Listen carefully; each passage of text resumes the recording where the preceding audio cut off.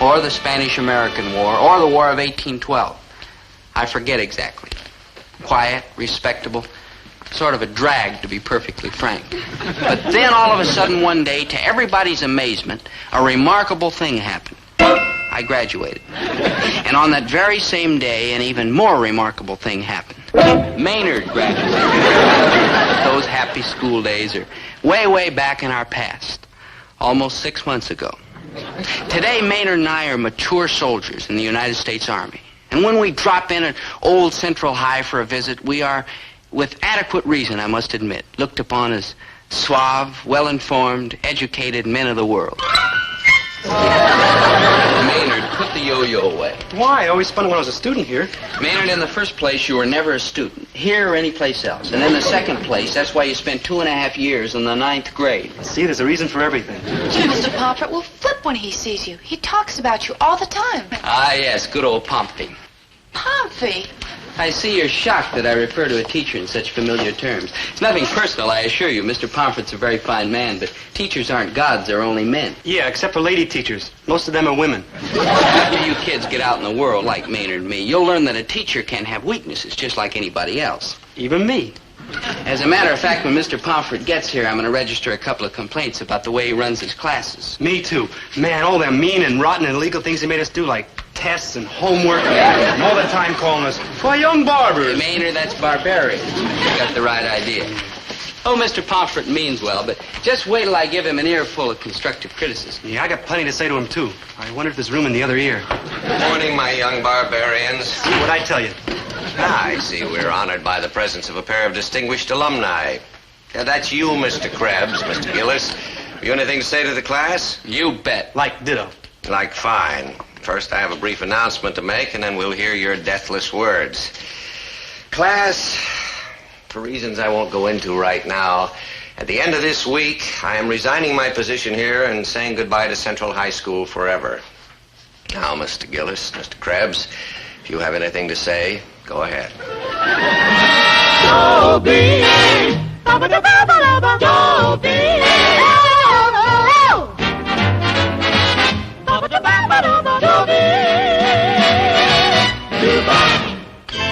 Mr. Pomfritt's leaving Central High? I heard it, but I still can't believe it. Sure, he's pretty old. Probably almost 40. But we need him. Losing Mr. Pomfritt would be like losing the plumbing. Why is he doing such an awful thing? For what reason? Money. Money? Like money, Mr. Krebs. Like wampum, like pelf, like loot. Well, if that's what's bugging you, Mr. P, I'll be glad to slip you a few bob, all the way up to a couple of bucks, and you have to pay no interest. I'm the sporty type. Thank you, Mr. Krebs. You're all heart. But the problem is somewhat more long-range than that. I'm simply finding it increasingly difficult to support my family properly on a teacher's salary. Why, my wife has to work 3 nights a week as a babysitter, and I don't like it.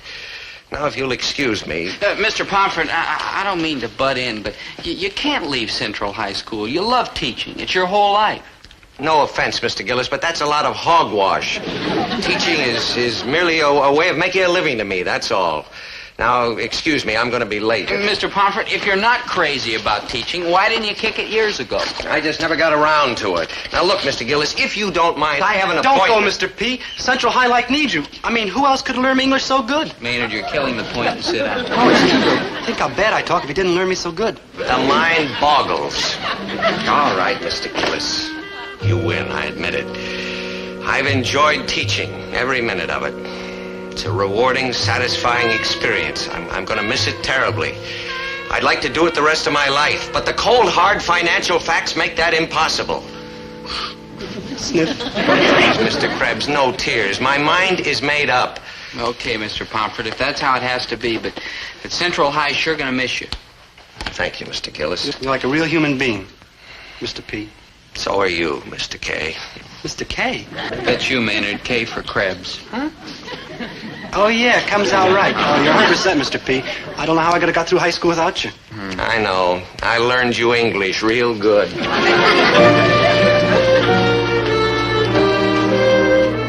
Mr. Pomfritt is leaving? The guy who learned you English real good? I just couldn't talk him into staying. Teacher salaries are going up all the time. It's a pity Mr. Pomfritt couldn't hold out a little longer. Hey, I got an idea. We lock him inside the school and smuggle in his meals, and he lives in there. Good thinking, man. Hey, how about that idea? Like, brilliant, huh? Brilliant, Dad. Miserable. I'm all so shook up because a fine mind is liable to go gurgling down the drain. Mr. P's mine, too. Boys, I'm terribly proud of your concern for Mr. Pomfritt, but what is the reason for this sudden interest in education and good teaching? It's because Mr. Pomfritt's a credit to the teaching profession. That's the reason. Why, he's done things for us, for all the kids, miles above and beyond the call of duty. He's a great American like George Washington or Winston Churchill. I promise you, I'm going to do my darndest to see that future generations of Central High School students don't miss a chance to get Mr. Pomfritt for their teacher. Or General de Gaulle. Dad, don't you remember how Mr. Pomfritt always went to bat for us? Like that time the principal wanted to boot us out of school? Which time he wanted to. It was right around the beginning of our senior year. Remember, Maynard? Class hadn't started yet that day, and I was standing in the classroom. Oh, delight of my delights, oh, moon of my Caribbean. Dobie. Oh, Prince. Guess what I got in this box? I haven't the vaguest notion, Maynard. Oh, come on, guess. Why don't you just tell me? Oh, it's more fun if you guess. Come on. Okay, let's see now. What would you put in a cardboard box? Frogs. Yeah, 14 of them. Almost a dozen, and they're beautiful. 14 frogs? Yeah, they were out of horned toads. Now look, Maynard. I know a fellow don't usually think of frogs as beautiful, but these are the most beautifulest frogs that ever were. Maynard, have you gone wig or something? You've got to get rid of these quick before something awful happens. What awful could happen? I ain't gonna ask no more dumb questions. Good morning, my young thirsters after knowledge. And I use the term with a devil may care abandon. Today, we are going to discuss the dramas of William Shakespeare. And his plays are universally recognized as the outstanding examples of drama in the English.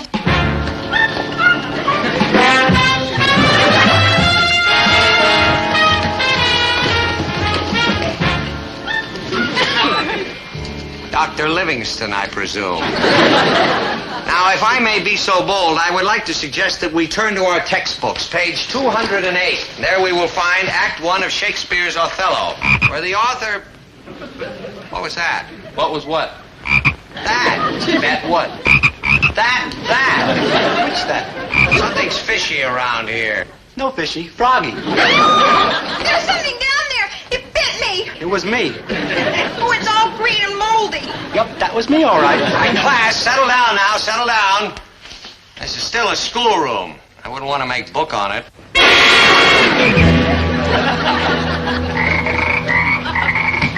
All right, Mr. Krebs, what is this frog doing here?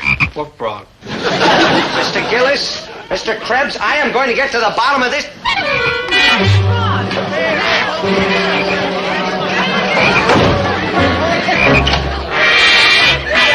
Like Jigger's the principal. Dr. Livingston, I presume? Mr. Pomfritt, what is the meaning of this? Well, Mr. Nettleton, I can explain. Oh? Pathetically, of course. But I want the culprits who are responsible for this disgraceful exhibition to step forward. Okay, culprit, step forward. Maynard. I did it, sir, but honest, it was an accident. Me too, sir. And man, was it an accident. Oh, Mr. Gillis and Mr. Krebs, I should have known. Very well, I want you both to report to my office promptly at 9 o'clock tomorrow morning. With your parents. All four of them. I only got 2. Hello, blabbermouth. Maynard, he would have found out anyhow. And besides, if you tell the truth, you'll never get in serious trouble. You're in serious trouble. Why? Me? Krebs, where are your parents? Like out of town, sir.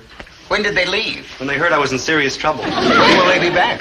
When they hear I'm out of serious trouble. Now listen to me, Krebs. Something's got to be done about the way you've been... Mr. Nettleton, Your Honor, sir, Mr. Gillis and I will be responsible for Maynard until his parents return. Won't we, Herbert? Yeah, Daddy. Disrupting a class the way you boys did may seem a minor offense, but it indicates a willful disregard of discipline and the rules of society. Dobie, are you guilty or not guilty? Sir, would you mind repeating the question? Guilty, sir, guilty. Maynard, what about you? Guilty or not guilty? I don't know yet. I haven't heard all the evidence. I'm like guilty, sir, like guilty. Mr. Nettleton, may I say a few words in defense of these boys? But they've just admitted they're guilty. Guilty of what, sir? Releasing a few frogs in my classroom? 14. Maynard. Sir, I submit that the important issue here is why did Dobie Gillis and Maynard G. Krebs bring those frogs to class in the first place? Why, indeed? Yes. I submit that the answer is not a desire for mischief, but a simple curiosity. A curiosity about the world around them. A commendable curiosity about their fellow creatures on this planet. They are investigators, great inquirers, experimenters in the great tradition of the storied army of scientists who went before them. Us, Mr. P? Shush. You present a strong argument in their defense, Mr. Pomfritt. Sir, if we punish a touch of overenthusiasm in the students' pursuit of scientific knowledge, why, we crush the creative curiosity of our young people. Yay, Mr. P! As I study the faces of these future scientists, I must confess that I still have my doubts. However, I'm willing to go along with your judgment, Mr. Pomfritt. The charges are dismissed. Attaboy, Mr. N. And Mr. P, too. So who's... If these boys want to study frogs to see what makes them tick, more power to them. But if it happens again, so help me, I'm going to find out what makes you tick. Thank you, Mr. Pomfritt. Thank you. We'll never forget you, Mr. Pomfritt. Yeah, thanks, Pompey, old man. Yeah, thanks, Pompey, old man. You're welcome. But I'm warning you, boys. One more frog in my classroom, and I'm going to find out what makes you tick. Yeah, I'm going to find out what makes you Yep, good old Mr. Pomfritt really came through for us that time. I could never look a frog straight in the eye again. We've got to convince Mr. Pomfritt that teaching's the only place he belongs in. He'll never be happy doing anything else. Hey, what if I went over and showed him how good he learned me English? No offense, Maynard, but over my dead body. I can recite all the things I know, like always use I before E except after C. Or is it I before E except after S? Maynard, Hey, it's a sensational idea. Or is it E before I? You like it? I love it. Great. When do I start reciting? Well, not exactly you, Maynard. Mom, Dad, Mr. Pomfritt's been teaching for around 15 years now, right? Right. And he's turned out a lot of students who've already amounted to something in the world, right? Right. Just yesterday I was reading about that Monahan boy. He's become a professor or something over at the university. Right. This town's loaded with people who were started up the ladder of success by Mr. Pomfritt. Now, why couldn't we throw a testimonial and invite a bunch of Central High graduates who've made good? Then Mr. Pomfritt would see how important his work is. Or is it I after E Not except? now, Maynard. And I'm sure that the school authorities would let you use a classroom for such a worthy purpose. Yeah, I'll furnish the refreshments. Don't invite over 15 people. Come on, Maynard, let's shoot over to the school library. Yeah, no bake eaters either. Yeah, we'll get the names and addresses of the most successful graduates out of the old yearbooks. Or is it E before I?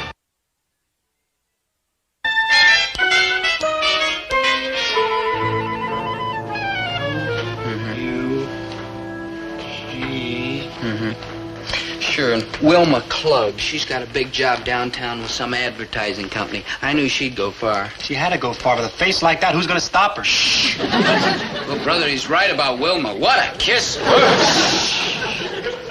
let's see now. We've got names and addresses of doctors, lawyers, engineers, professors, a chemist, newspaper writer. What important occupations are still missing? Flagpole sitting? Hey, look. Walter Funk from the class of 43. You've heard about him. I sure have. The teachers all the time tell me about him. He always had his nose stuck in some book. Ooh, squares like that bug me. All the time trying to make cats like me look stupid.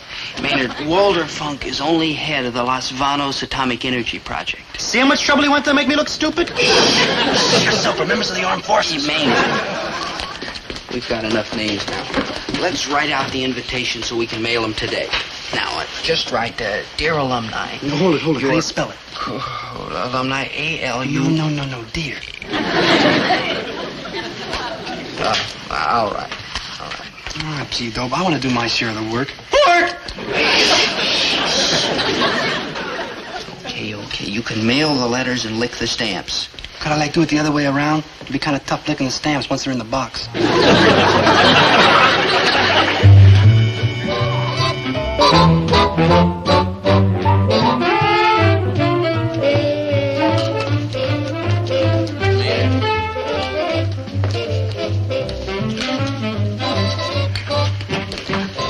It's 8 o'clock and nobody's here yet. I'm worried. What's to worry about? Maynard G. Krebs is on the job. Maynard, are you sure Leave him alone, the poor schnook. Yeah, leave me alone, the poor schnook. He's doing his best to keep Mr. Pomfritt here, like the rest of us alumni. You too? You bet. Floyd Trigby, class of 52. Dobie Gillis, class of 60. Winifred Gillis. No comment. So I got a bunch of letters here with the return address for Dobie Gillis. Dobie Gillis? I'm Dobie Gillis. Hey, these are the invitations. Maynard, you said you mailed them. I did, honest, though. And you dropped them in a mailbox on the corner of 4th and Willow. Like true, you see? Only it isn't a mailbox, it happens to be a storage box. It's like right, and that's why I had to use a crowbar to get them letters in there. They've been in there for 3 days. Yeah, you see, I didn't... Maynard, how could you do such a... what difference does it make? It was an impossible idea anyhow. Nothing but a poor, miserable schnook.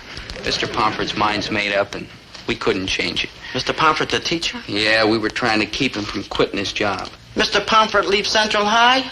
He can't do that. He was the best teacher we ever had. Did you go to Central High, too? Didn't everybody? Sure, Monty Ferguson, class of 49.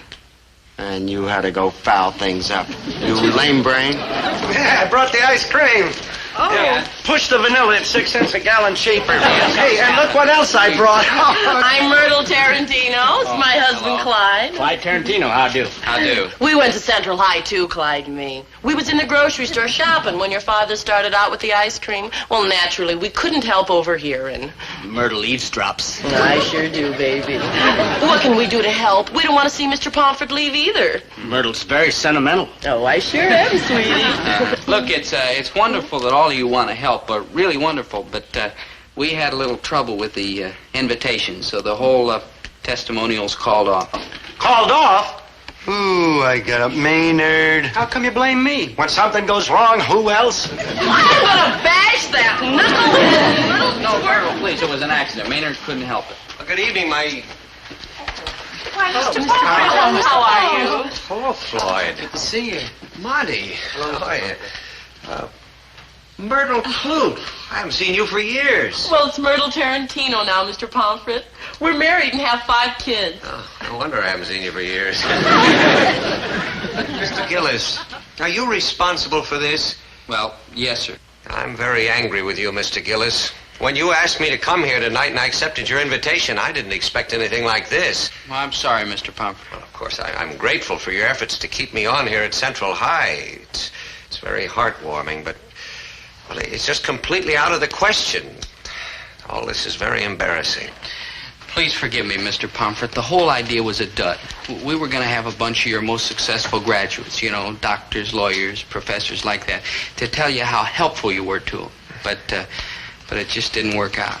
I'm sorry, Mr. Pomfritt. I didn't mean to put you on the spot.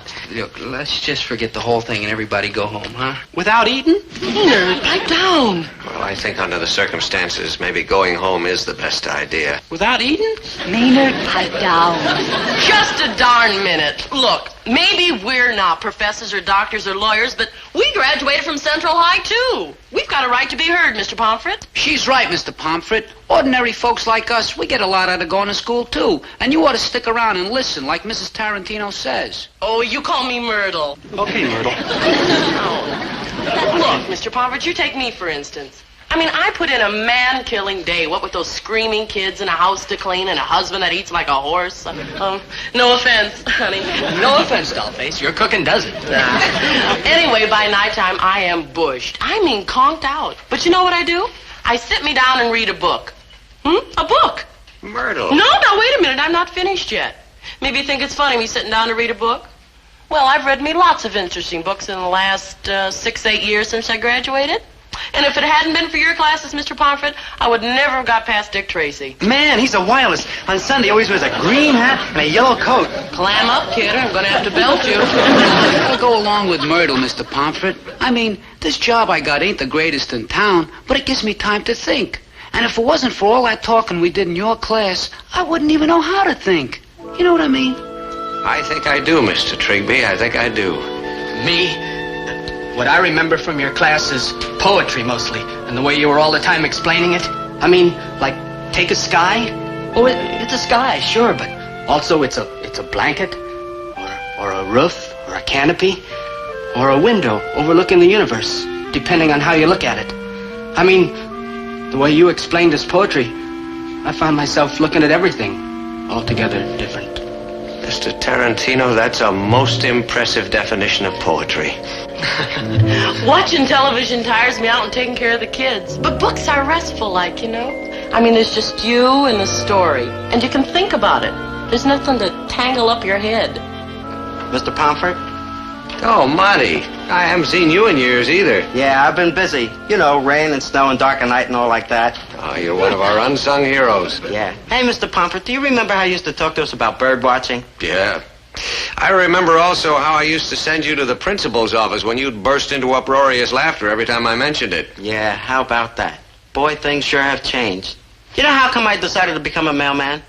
It's on account of delivering mail as outside work, where I could walk a lot and look at the birds. You're kidding. Who's kidding? You happen to be looking at the president of the West Side Birdwatchers Society. And guess what?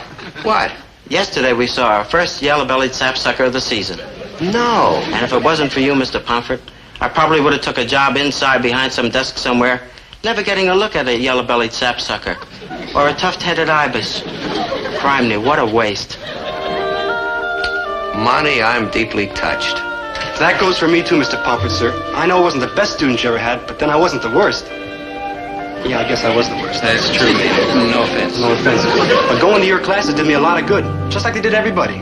You shouldn't ought to leave because there's a lot more people like us than scientists and engineers and cats who mess around with platonic energy. Yeah, Maynard, that's atomic. Mr. Pomfritt, at first I was pretty upset because this testimonial party fell apart and we didn't have any important graduates here to talk to you. But now I'm glad it happened. I mean, sure, some of the students who went through your classes turned out to be howling successes, but they would have made good anyhow. No, the kids you really helped are the ones like us, the ordinary kids. We learned things from just being in your classes that made all of us better people, with more understanding of what's going on around us, with more, well, just better people. That's the only way I can put it. Mr. Gillis, sometimes in the noise and excitement of running a class, a teacher loses sight of the goals that he set out to reach. I want to thank you for reminding me of them. You people are my real trophies. Ordinary, down-to-earth, wonderful people who read books and poetry and watch birds because you honestly love doing it, not because you're supposed to like it. The common man, if you will. Yeah, well, I comment all right. You sure are, Maynard. All of you are, and I love you for it. Please, Mr. Pomfritt, don't leave us. Yeah, stick around, Pompey. Be a sport. Steve, because... Come on. All right, now, quiet, students, and Mr. Gillis and Mrs. Gillis. About that sign, Dobie. Mr. Pomfritt, don't go. Let's get rid of it. Who's going anyplace?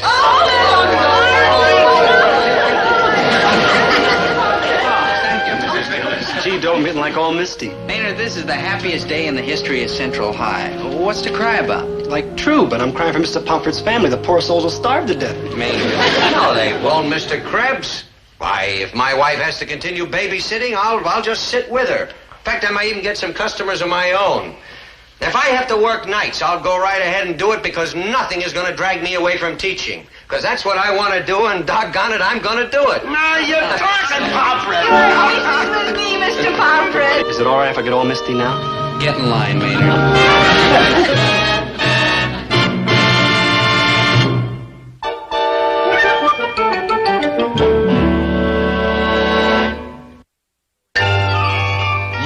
Seen the day you can jip Herbert T. Gillis trying to overcharge me a half-cent a pound for coffee. You crooks, you. Herbert, you spent 3 hours finding a mistake that'll save you $1. So what? Remember, it's... The principle of the thing. No, it ain't. It's the money. Gillis, how much do I owe you? Oh, let's see. That'll be $3 even. $3? Look, those are the prices that prevail. Take it or leave it. There are other stores in town, you know. Nobody's dragged you here. You came in of your own accord. Dad, that was a magnificent, generous thing to do. I'm proud of you. You're wonderful, dear. Why, those groceries... $6.41 exactly. But 2 counts when you're helping a great teacher like Mr. Pomfritt. Dad, we can never thank you enough. Oh, sure you can. It'll only take you 4 or 5 hours. I figure that the two of you at 50 cents an hour, you can pay me back what Pomfritt cost me before dinner time. Yeah. Get to work. And on the double.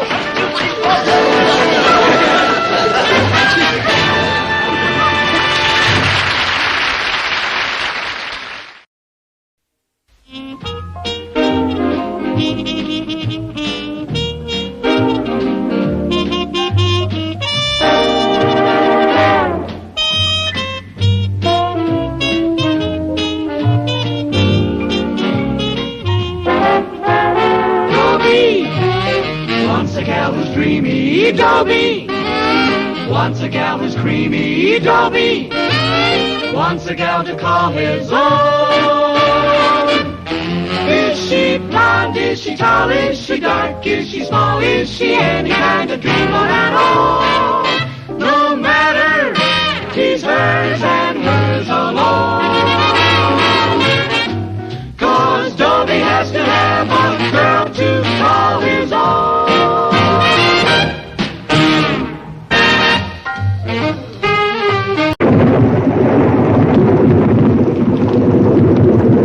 Buddy, I'm like scared. Quiet, Maynard. We're not supposed to talk on guard duty.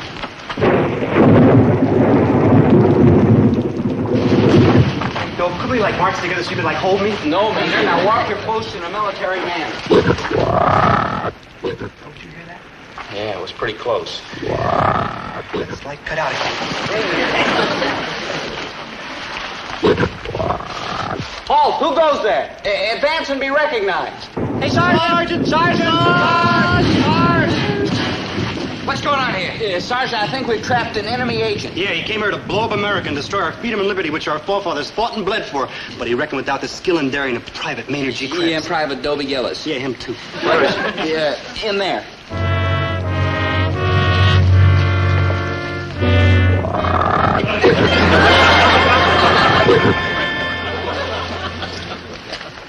Gentlemen, on behalf of the United States and the free world, I thank you. Dobie.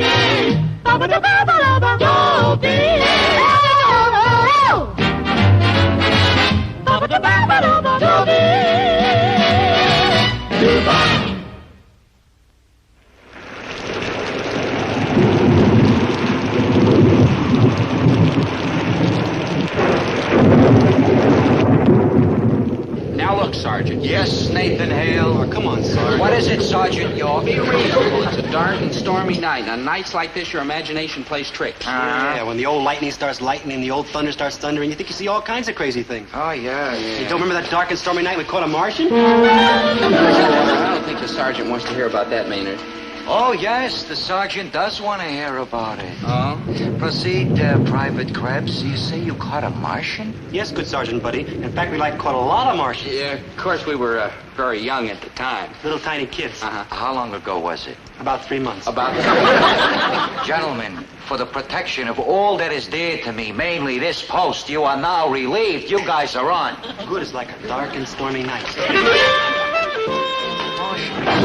Is that true, Sarge? Maynard, wait a minute. Everything you say is being used against. Wait a minute. Look, I don't want to hear from Martians. Yes, Sergeant, it was a dark and stormy night. Yeah, and me and Dome and Zelda were watching Dobie's father's store. Zelda? Yeah, Zelda Gilroy. She's all brain. I can't say much for the rest of her, but man, what a brain. Well, there we were, the three of us in my father's store on this dark and stormy night.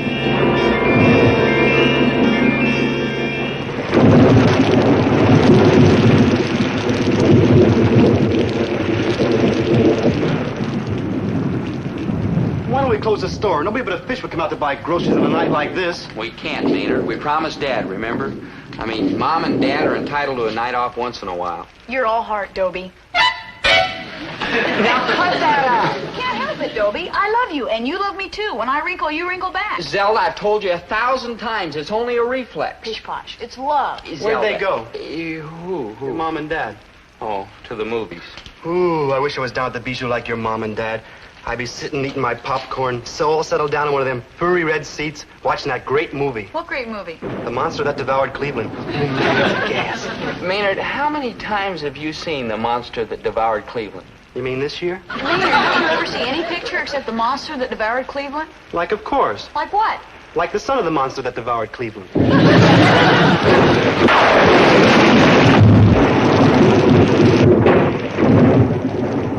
Hey, did I ever tell you about that old monster? Ooh, what a monster that old monster is. He's like walking down the main street of Cleveland, see? And he bites off the pieces of bleachers at the Cleveland Municipal Stadium ballpark and swallows it down with one swallow. And his body's all over. And he just keeps like I'm walking.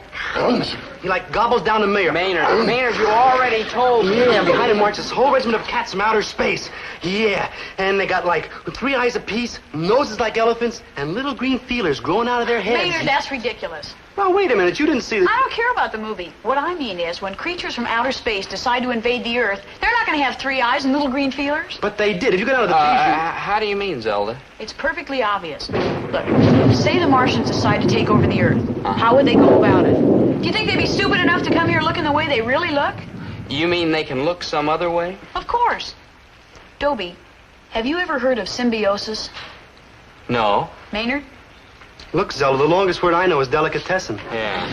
Symbiosis is when one organism is living inside the body of another organism. Like for instance, when you get a virus. The virus lives inside your body. Martians are viruses? Why not? They don't have to be people like us. They could be like intelligent viruses. Oh, no. To be intelligent, you gotta have a brain. To have a brain, you gotta have a head. And viruses don't have heads. Right, though? Right, yeah. What do they need with heads? They're all brain. Look, if the Martians are smart enough to invade us in the first place, they're a lot smarter than we are, right? She's right, good buddy. We're not on Mars. I don't think. But if the Martians use this symbiosis, wouldn't we know it? I mean, if they take over somebody's body, couldn't we tell it? Never. They put you under mass hypnosis. Mass hypnosis? Mass hypnosis and symbiosis, too. Ooh, this is like creepy. You mean they could hypnotize us and make us think we were looking at perfectly normal people? They do better than that. They'd make you think you were looking at ideal people. Like what? Well, in Dobie's case, for example, his ideal is me. Zelda! Look, you're a great kid, and I admire your brain and your stick-to-itiveness, but ideal, Zelda? No, Zelda. What's your ideal, good buddy? Well, first of all, she's not a mere schoolgirl, but an older woman, say 24. She's exactly 5 feet 4.5 inches tall. That's on account of 5 feet 4.5 inches comes right to here, and that's where I want her to be. She has blue eyes, and her hair is blonde, and it's fixed in this particular way. Very sophisticated. First it's braided, see, and then it's wound around the top of her head in a sort of crown. Do you get the picture? Now, she's beautiful, of course, but not absolutely perfect. That'll only grow monotonous. No, right here in her chin, on the left side, just under the corner of her mouth, there's a little mole. A mole, Dobe? You wouldn't like want a mole in her face. A mole's a little rat that runs around underneath the grass and... Maynard, this is a little beauty spot that makes her all the more beautiful. Now, that's the woman who can control my mind anytime she wants to. Martian scouts, anywhere? Everywhere. Maybe right in this very town, and we wouldn't know it. Think of it. Maybe right outside that very door. One is lurking at this moment. Maynard. Yeah, Maynard. A monster, yeah. But a monster cunningly disguised as plain Bill Jones. Ooh, yeah. Maynard. Or Jane Smith.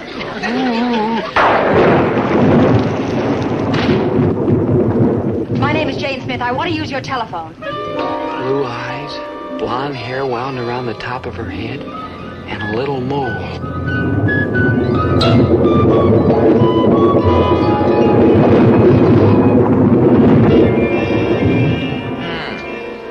I see.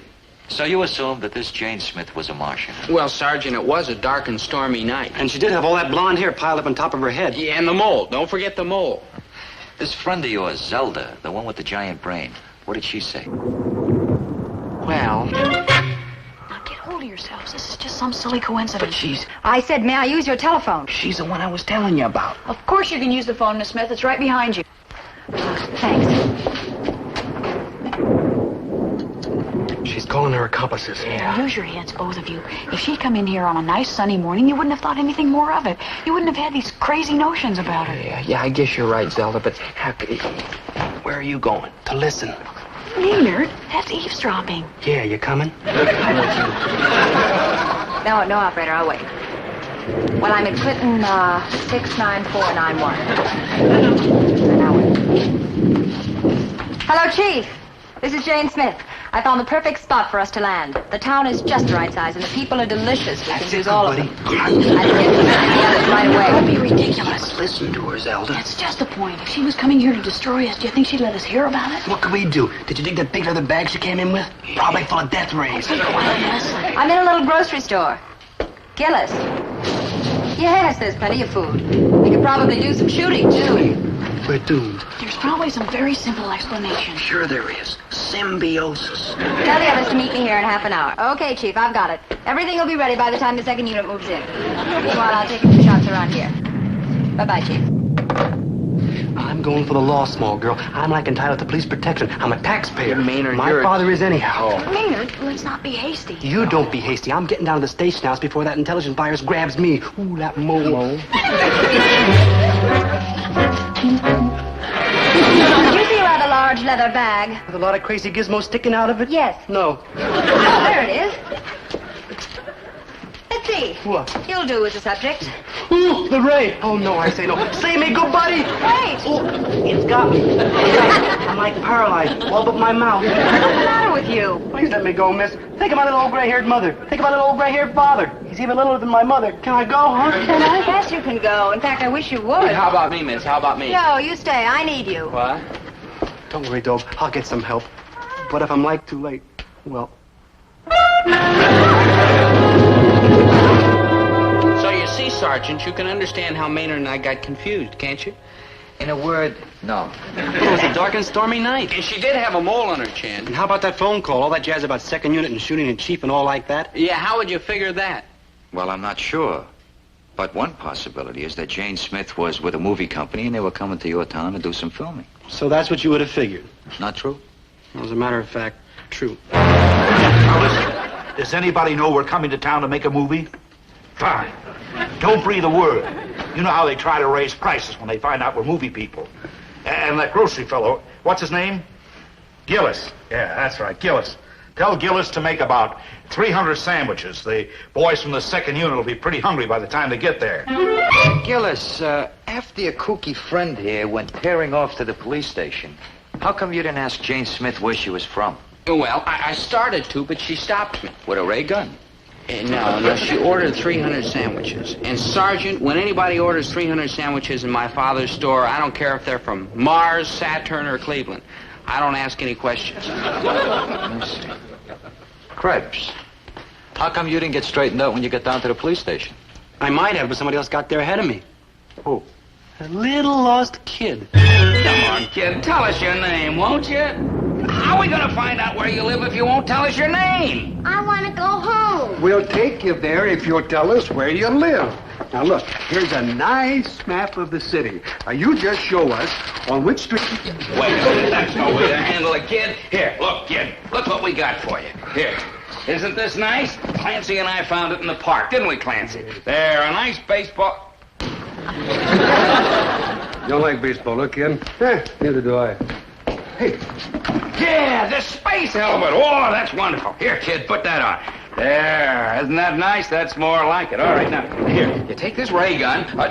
Clancy, cower in front of that table. What? We want to find out his name, don't I'm you? Cower. I'm Come cowering. on. Okay. Hands up before I drill you. Don't shoot! Don't shoot!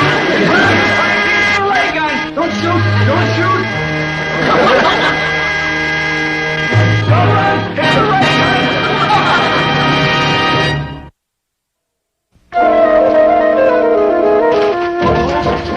It's like too late. I ran here all the way in my paralyzed legs to tell you it's like too late. Too late? What do you mean, Maynard? They're already here. They captured the police station. They...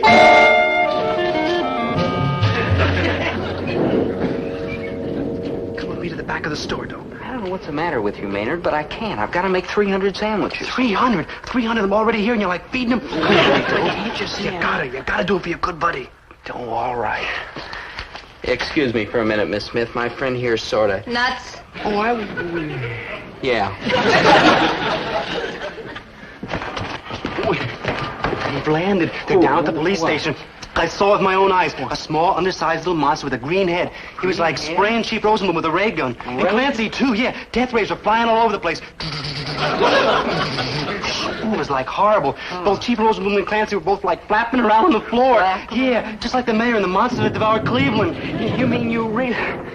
Oh, come on, Maynard. You gotta believe me, I'm telling you the truth. And where next? They're just getting started. But, gee, Maynard, I don't know what to think. Maynard, stop! Now, really, Dobie. But if Maynard saw what Mark... Maynard thinks he saw. Dobie, I'm beginning to wonder if you're really worth all the effort I put in on you. No, that's not true. You are. But you don't make it easy. Zelda, please. You're wrinkling and Martians are landing. Now, I want to talk to you alone. Okay, but if Maynard really saw what Maynard, he says he go saw... away. Down with Chief Rosenblum. Down with Chief Rosenblum. Oh, wait! Do you want to ruin the Gillis grocery forever? Yeah, go ahead, good buddy, just for a minute. You know how smart Zelda is. I don't think she's so... I am, and away.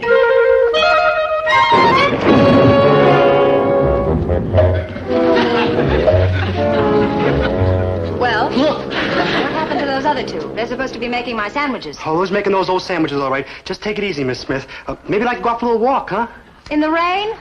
No, I don't want to go for a walk. I've got a lot on my mind. First unit, second unit, food, shelter, background shots. That's it. It is? I could take some shots of this store. Got the equipment in my bag. If only I had a dark room. A dark room? Oh, you know what I mean. A room with no light in it so I could expose my negatives. A room with no light?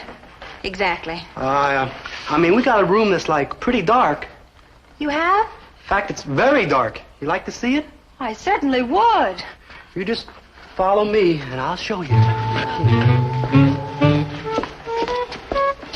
Oh, this is the room? Looks more like an icebox. An icebox. Don't be like silly. Like, après-vous.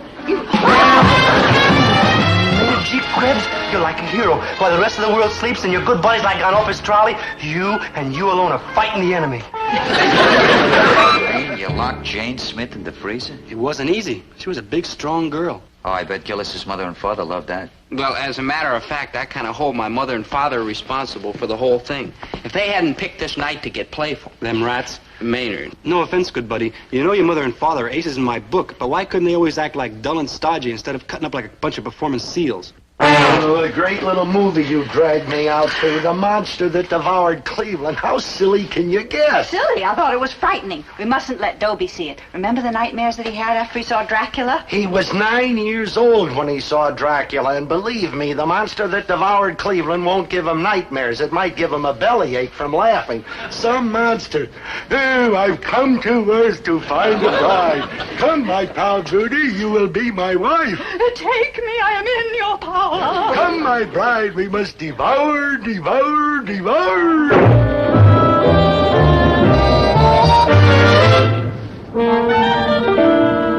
What's the matter? Matter. Dad! Dad, Mom, what's come over you? Why are you acting so crazy? Who are you? Who am I? Symbiosis, that's what it is. The intelligent virus got him. Dad, it's me, Dobie. Don't you know your own son? I am hungry. Buddy, I got something to tell you. I got some scary news for you. Them two cats... Maynard, that's no way to talk about my mother and father. It's all right this time because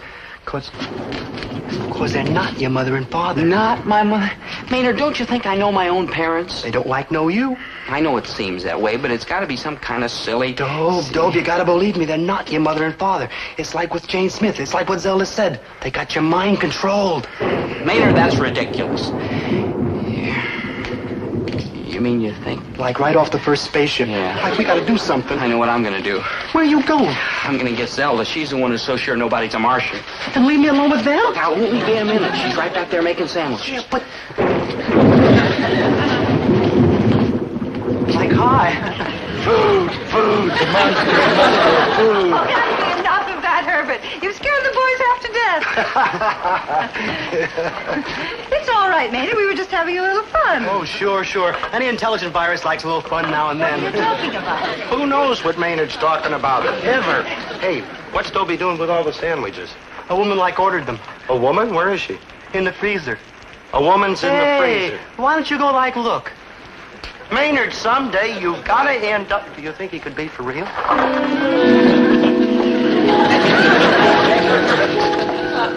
There is a woman in the freezer. Did I just see you push my mother and father into the freezer? They're not your mother and father. You gotta remember that. They're intelligent viruses. Symbiosis, mass hypnosis. Look, I just talked to Zelda. Uh-huh. And she... what? I've been thinking about Zelda. Who's always telling us nobody's a Martian and we're like crazy? Zelda? Right. I say I saw a Martian like shooting up the police station. Who says I didn't? Zelda? Like, right. What are you driving at, Maynard? After all, Zelda Gilroy's a good friend of ours. Uh-huh. You mean the real Zelda Gilroy? The real You mean Zelda Gilroy out there making 300 sandwiches, isn't? Any more Zelda Gilroy than you are. They just like sent her on to confuse us. Maynard, that sounds pretty crazy, but... Here she goes. Well, Miss Smith, I think we have enough sandwiches for the first unit ready. Where's Miss Smith? Zelda?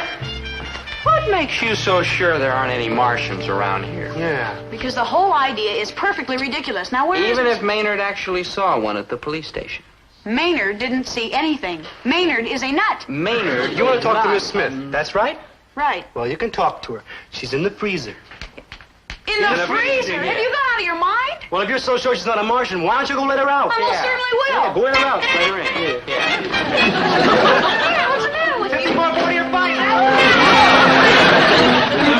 I know it sounds weird, Sergeant, but like we keep telling you, it was a dark and stormy night. And remember, the chick had a mole right in her chin. And how about the mysterious phone call she made? And how about the little cat with the space helmet and ray gun down at the police station? And how about my parents acting like a couple of characters out of Frankenstein? And how about them actor cats from Hollywood? What actor cats from Hollywood? Them actor cats Jane Smith was working with. But we thought they was intelligent viruses. The chick virus, she was like the leading lady. Started hollering about where was Jane Smith. They was all hollering. And this screwy-looking virus, the cameraman, it turned out, hollered about where they were going to shoot. Like shoot. The dope dragged me back and started to snow them viruses into getting into the icebox to find Jane Smith. Man, he showed them that even viruses can get snowed.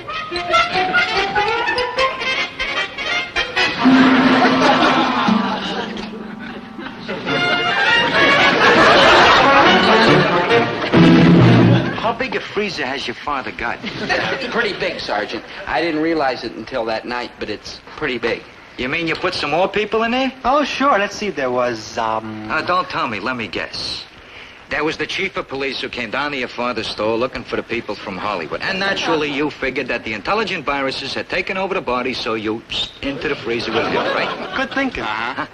And then there was the cop who came down with the chief. You into the freezer with him, too, right? Good thinking. And that's it, right? Bad thinking. You forgot Mr. Nickleby. Who? The Hollywood producer. He came along to find out where everybody was. And so...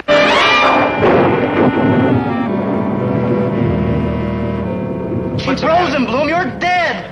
Yeah, sure, I'm dead. Look, I haven't got time for any of your nonsense, Maynard Krebs. We're looking for 3 people, 2 men and a girl. Important associates of this gentleman here. I thought I saw that monster rubbing you out, Chief. He had his ray gun, and you and Clancy were squirming on the floor. Don't waste our time, Maynard. The town has a lot at stake. Who's this type, Chief? My time is money. He's just one of our local characters. Don't worry, sir. Dobie, where's your father? My father? Well, he's... Maynard says he saw you. I don't care what Maynard says he saw. We have word the 3 people we're looking for are here in the grocery, and we want to see them. This is important. Symbiosis. Nice hypnosis. We gotta act. Yeah. Will you 2 idiots stop muttering to each other and make some sense? We haven't got all day. Right this way, Chief. And you 2 gentlemen, too. Right here, Chief. Are you crazy? That's the door to the freezer. That's right. You said you wanted to talk to my father. Well, he's in there. In the freezer? In fact, they're all in there. What do you mean, all? I thought I knew some nuts in Hollywood, but you 2. He's right, Chief. They are in there. Dozens of them. What? Come on, help me get them out. Yeah, right behind you. Now, tell me, having saved this country from this dread invasion, what did you do next? Call the Army, the Navy, or the Marines? Oh, no, Sergeant. We went right to the top. Hello, operator. Give me long distance. Who you like calling? Maynard, long distance? I want to place a call to Washington, D.C. That's right. The White House. Oh, good thinking, Dope. Yeah. Oh, and, reverse the charges.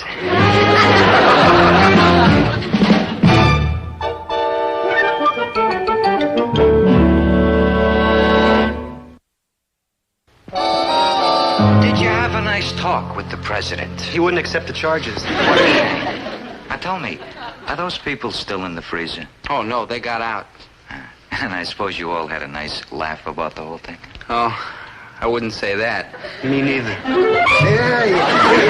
That was a pretty good joke that was played on us. You know, it showed a lot of imagination, them thinking we were Martians and all that stuff there. There's some more hot coffee, anybody Gillis. wants. I just happen to have a couple 100 more sandwiches around here. Gillis? Yes, Chief. Shut up. Now, Chief, don't you think that... Shut up. Chief, are you forgetting your boyhood days, or you forgetting forgetting how we used to play pranks on our elders? Nice, simple, boyish pranks. Oh, I'll admit it got pretty chilly in there, but after all, boys will be boys. Yeah, boys will be boys.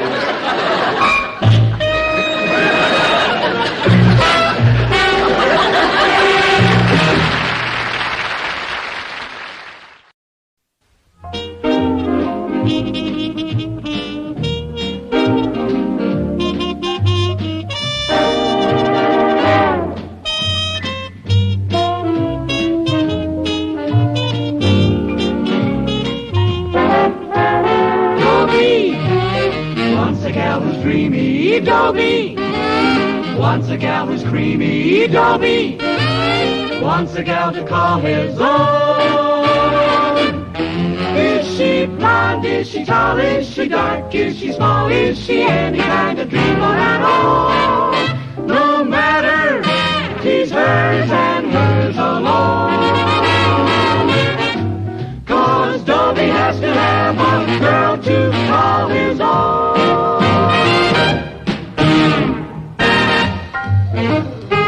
Are fond of calling our heroes by hard-hitting nicknames. Ah, what memories are stirred by the sound of Stonewall Jackson and Blood and Guts Patton. And in our outfit, Lieutenant Spunky Merriweather. I'll make this brief. It's chow time, and you're hungry. But I've got some big news. As you know, basic ends next weekend. And if our company performs up to standard, there'll be passes for everybody. Now, the command has decided, and I'll admit to a modest role in the arrival at this decision, to designate the weekend as Parent Visiting Weekend. I want every soldier to write and invite his parents here for the final drills, field problems, and retreat. I want your parents to take a good look at you, to see how each and every one of you has been transformed into an American fighting man. Intelligent, resourceful, lean, fit, trim, neat. You rang? I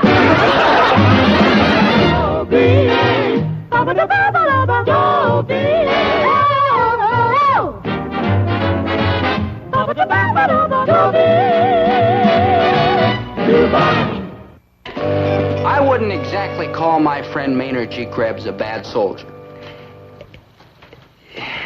Yes, I would. That's exactly what I'd call him. But he's darn near through basic training now. A spooky thought in itself. And he and all the rest of us are getting excited about our graduation and Parents Visiting Weekend. The parents are excited too, I'll bet. I mean, I wrote to Dad about it. Now imagine how happy he'll be when he gets my letter. Don't bother reading the boy's letter, Winnie. Let me guess. Herbert, really? Dear Mom and Dad, I am fine. How are you? As I am a little short of cash this week, please send me $25. Herbert, really? I'm wrong? Yes, you're wrong. All right, what does he say? Dear Mom and Dad, how are you? I am fine. As I am a little short of cash this week, could you send me $10? Oh, I'm sorry. I misjudged the boy. And that's not all. We're invited to visit him. Oh, I got to take the cash up to him personally, huh? You weren't even listening. We're going up for Parents Visiting Weekend. And we're going to see the maneuvers, whatever they are, and watch him graduate from basic training. Watch him go through a mess of back-breaking training exercises, huh? Hey, that'll be fun. Seeing how the Army has turned soft, flabby boys into strong, hard, disciplined men. Oh, dear, you mean they brutalized my baby?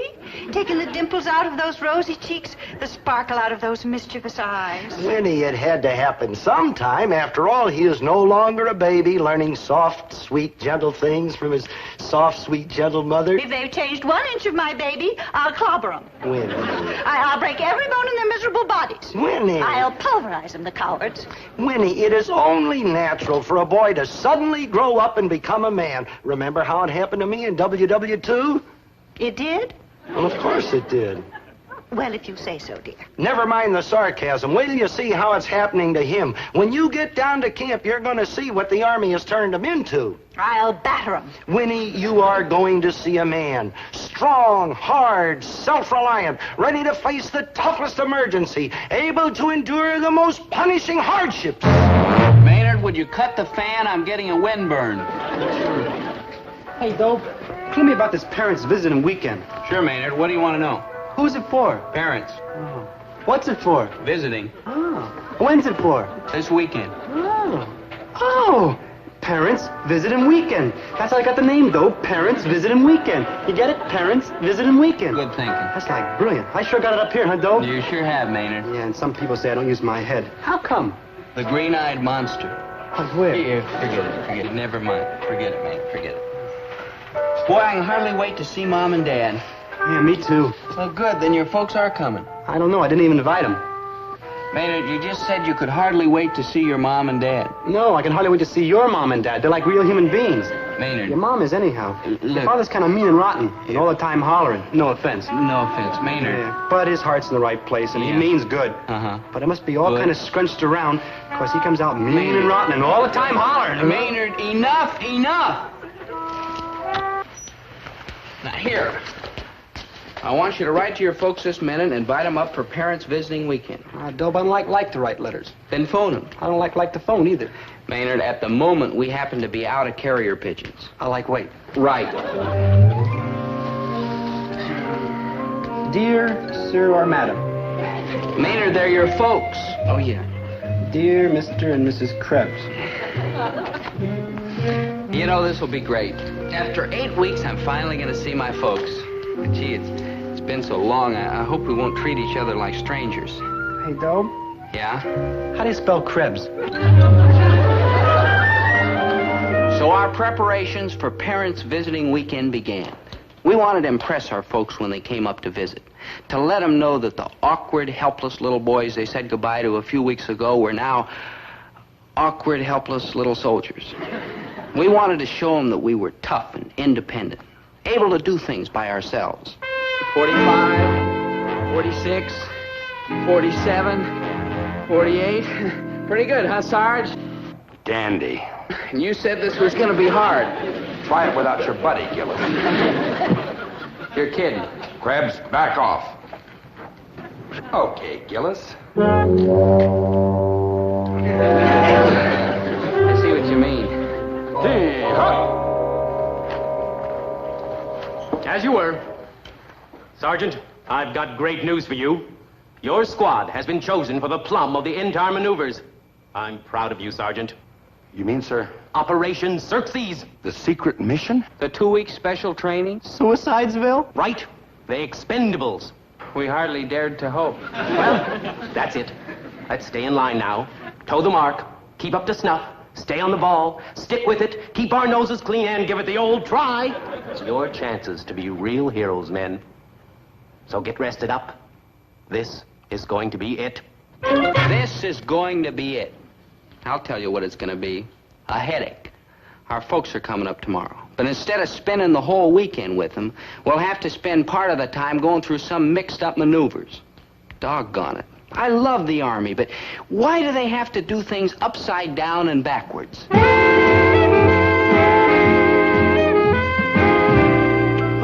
I love the way they do things in the Army, Winnie. You know, with that zing pow. I wonder where Dobie is. Isn't he supposed to meet us here? Oh, he'll be right here. Don't worry. Oh, I can hardly wait. You know, Herbert, this is really a very nice place. It's not at all primitive like I expected from what you've told me. Oh, that's all on the surface. Underneath, there's still that iron discipline, rugged living conditions, back-breaking training exercises. Oh, ain't it great? You know, Herbert, from the way you talk, I get the impression that you really want Dobie to suffer. Well, the more hardships he's endured, the better it is for him. You know, the tougher the training, the stronger the soldier. That's why he'll be a little grim and tight-lipped, maybe even a little surly. Hi, Mom. Good to see you. I'm going out already. And Maynard, dear, your parents couldn't come. Oh, they were so broken-hearted. They talked about it and planned it all week, and then last night, just as they were packing, your father broke out in a terrible case of hives. He always gets them when he hears my name mentioned like 3 or 4 times real fast. Yeah, when my mother has to mention my name to him, she usually spells it out. Maynard. All he gets is a little rash. Hey, Maynard. When he sees my name written down, it hardly bothers him at all. Just a few little goosebumps is all. It's all right, dear, because we promised your parents that we'd keep an eye on you, and so you'll be our other soldier for the weekend. Isn't that right, Herbert? Yeah, sure. Well, if you yardbirds can get off the post for chow, the treat is on old Sergeant Gillis. I'm going to take you out and get you a real meal. Now, wrap you around a big steak, someplace where you'll feel free to talk, without being afraid of your old iron pants lieutenant. Oh, I know those guys. They get a hold of a manual and... Folks, I'd like to have you meet our CO, Lieutenant Iron Pants. Very well, yes, sir. I'd like you to meet my folks, Mr. and Mrs. Herbert T. Gillis. Lieutenant, my father was a first sergeant in the last big one. Indeed, sir. Oh, yeah. That's interesting. Why, it just happens that one of my personal heroes is the great Teddy Roosevelt. Wish I could have served under him, too. I was referring to WW2, son, Lieutenant. That was just a short while ago, remember? Yes, sir. Yes, of course. And we haven't forgot the debt we owe you, Sergeant Gillis. No, thank you. What you did then with what you had was mighty important. Now, Private Gillis, Private Krebs, you'll be wanting to start the folks on their tour. Oh, yes, the program sounds exciting. There's plenty to choose from, Mrs. Gillis. The regimental ping-pong finals are going on. I'll be moderating the foreign policy debate in the auditorium. Ought to be a thriller. We've got some fine young minds going for A Company. Lots to see today. Well, if you'll excuse me. What a nice young man. Oh, I'm so pleased that you didn't have to serve under some mean, twisted old veteran. No offense, Herbert. If I had him with me for a while, I'd Teddy Roosevelt him. That's your CO, that prep school valedictorian? He's really a nice fella, Dad. A perfect gentleman. Yeah, you ought to hear him sing camp songs. He knows 85 verses of Ivan Stravinsky Skavar. Nice fella, huh? Mm-hmm. Perfect gentleman. Camp songs? What kind of an army is this, anyway? Dad. You're not supposed to be buddy-buddy with your officers. You're supposed to be scared of them. Sometimes they're pretty scared of me. The Army's supposed to be rock and iron, not silk and satin. You've got it all wrong. Everything in the Army isn't soft and easy. No, it's good to hear that. For a minute there, you had me worried. Oh, and the food. Hey, I'll bet that's just as miserable as ever, huh? Oh, Winnie, wait till you get a load of this Army food. Oh, it's wholesome and nourishing, yeah, but it takes strong teeth to break it down and real guts to swallow it, huh? Pretty good sirloin, huh, Doe? Not as good as the porterhouse yesterday. Yeah, maybe you're right. But remember, today we got coconut custard pie for dessert, and yesterday all we got was hot fudge sundaes. Well, this ain't the way we used to do it.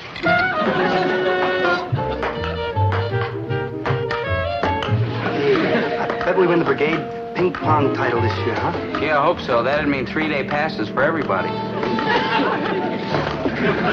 This ain't the way we used to do it. How do you do, ladies and gentlemen? And welcome to number 12 in our series of great debates. Our motto for today is, a thinking soldier is a happy soldier. As we all know, there's nothing like a good, sharp battle of wits to flex our lazy mental muscles. The topic for today is resolved, that Mars should be an open planet. Phew, this ain't the way we used to do it.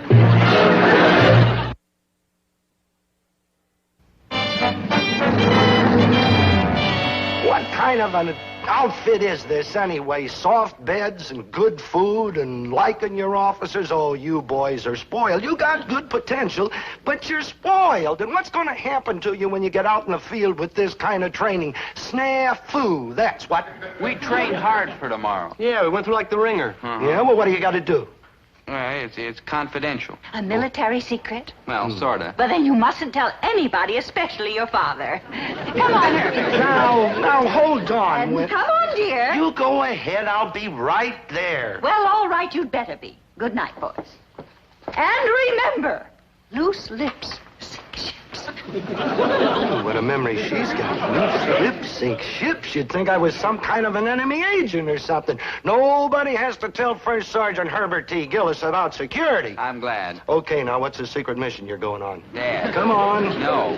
A raid, eh? Oh, a secret raid behind enemy territory. That's it, huh? Well, sort of. Mm-hmm. And this is the squad. Uh-huh. Tell you what, I'm going to do you boys a favor. Dad, do me a favor and don't. I am personally going to get you guys in shape for these maneuvers. Dad. Look, all I have to do... Dad, is dig into my little bag of tricks from WW2, and this will be the best outfit in this man's army. Dad. Now, you wonder how... Maynard, you stay out of this, will you? Now, you wonder how I'm going to do it, huh? Not me. I wasn't wondering.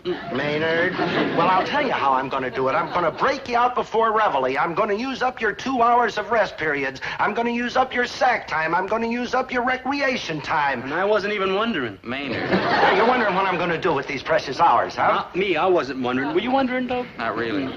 Maynard, one more crack out of you and... Well, the old Sarge, that's me. I'm going to teach you hand-to-hand combat, jungle warfare, how to survive, how to live. How to cut out. Let him go if he wants to, the slacker. We don't want any gold bricks in this outfit. Yo, Maynard's no slacker, Dad. He's as brave and full of fight as any man in this squad. I am? Sure you are. Sure I am. I am? Right. He'll stick with us no matter what. I will? Sure you will. I will. I will? Right. I do a lot of things I never thought I did. Maynard, go to sleep. Okay. He's sleeping in his uniform. Yeah, that's how he presses it. Huh? That figures. Dad, I appreciate what you want to do, but it's impossible. We have to go through these maneuvers ourselves. And that's exactly what you're going to do, only I'm going to show you how to do them better. Oh, come on, boy. You can't deny your father a chance to do something for his son. Oh, you've done plenty for me, Dad. Oh, no, I haven't. I never had a lot of money to give you, and I'm certainly not the best educated or most cultured guy in the world. That's true, Dad. Don't agree so quick, huh? Oh, sorry. It's okay. It's just that, well, there's one thing I can give you. It's the benefit of my experience in the Army. Oh, you can't blame a father for wanting to do something good for you. I don't know, Dad. Oh, come on. Well... Come on, I'm trying to get some sleep. All right, Dad. Maynard, go back to sleep. Okay. Oh, thanks, boy. And you'll never regret this. Well, you better hit the sack and sleep on the double, because I'm going to make these guys hit the deck tomorrow morning at 0400. That's 4 o'clock in the morning, a.m., you know. Yeah. Oh, I'm going to turn them into vicious, snarling fighting machines. You rang? In, right, in, out, in, left, in, out, in, and out, 1, 2. And that just about does it, men. And I want to say you really showed the old Sarge something. You done your calisthenics, your creeping and crawling, your cover and concealment, hand-to-hand. Now there's just one more thing. Scaling a wall. Oh. No talking in the ranks there. All right, now, on the double, get ready to scale. Maynard, you are the man over. Do I have to? You have to. All right, on your mark, get set, go!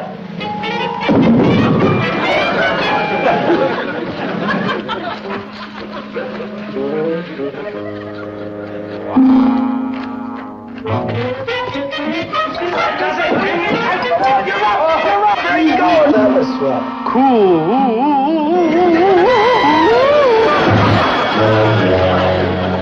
Well, men, that does it.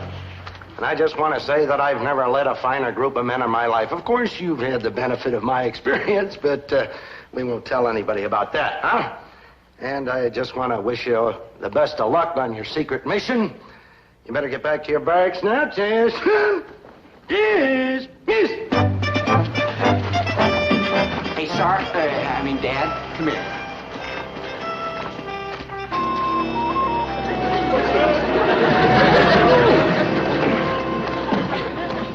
What are you grinning about? Huh? What's the matter with him? Huh? He's deaf, Dad. Deaf? Huh? He landed on his head. I landed on my head. He always does. I always do. Oh, my gosh, this is terrible. How long does it usually last? Huh? Not more than a day or two, most of the time. Huh? Listen, we got to get this guy to the medics. Yeah. Which way's the hospital? Over that way. All right, now you take one arm, I'll take the other, and we'll lead him over. So. Hold! I know what you're saying. You say you're going to take me to the hospital. I'm not going because I'm part of this squad. And if I don't show up, the whole squad will be like grounded. But, Maynard, you can't come along. You can't even hear commands. Huh? Maynard, you got to go with us. Go with you? Yeah. No, sir. Because if my squad is bound, there's going to be no 3-day passes for nobody. And I can let my good buddies down. Not me, Maynard G. Krebs, Private U.S. Army.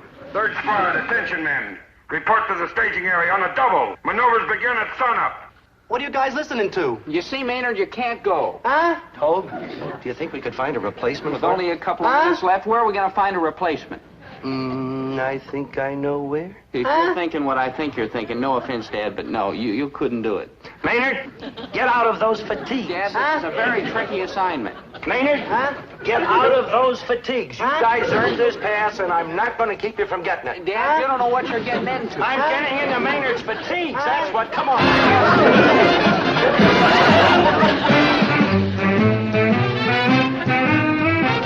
All right, you guys, that's it. Pick up your gear. You know your jobs. Nothing more to say than good luck. Move! Nobody's looking, Dad. You can still duck out. Don't worry, boy. The old sergeant ain't gonna let you down. Come on. Here, you see the start of Operation Xerxes. These men, your boys, are starting a mission which they've rehearsed for weeks. Now, let's get into the buses and proceed to the operational site for the dramatic conclusion. Over this way. Lieutenant Merriweather, Lieutenant, isn't there some way that we could locate my husband? He was with my son. There's bus transportation from the barracks to the field, Mrs. Gillis. Don't worry. Your husband isn't going to miss out on this.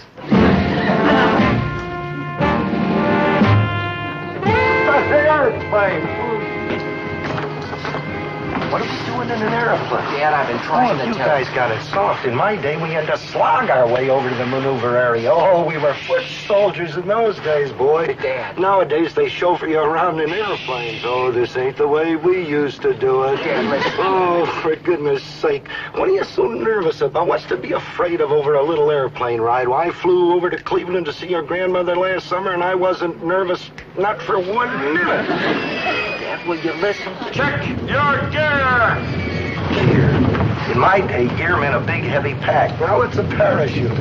Oh, what a bunch of lily-livered pantyways. Can't even take a little airplane ride without wearing a parachute. I flew all the way to Cleveland without one, and back, too. Dad, I give up.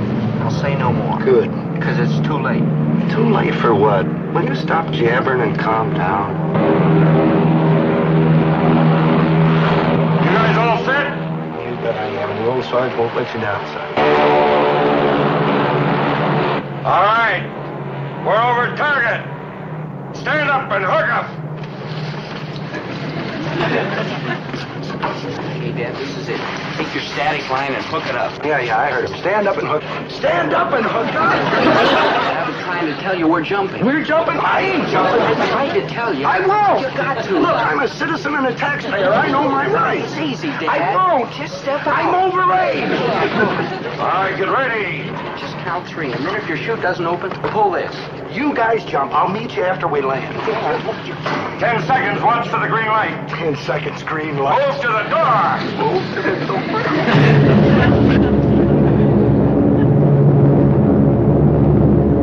Here they come. Your boys hitting the silk.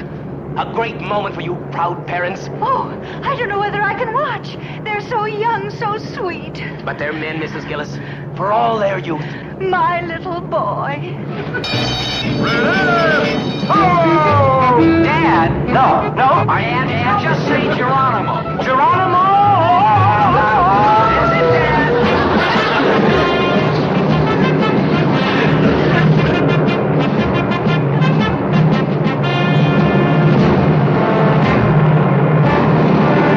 Here they come. Beautiful, isn't it? Beautiful. Oh, I don't know when I've been so thrilled. My little Dobie. You can be very proud, Mrs. Gillis. That takes a lot of courage, even for a young man like Dobie. Oh, poor Herbert. He's going to be so sorry. He's missed the most exciting part of the whole weekend.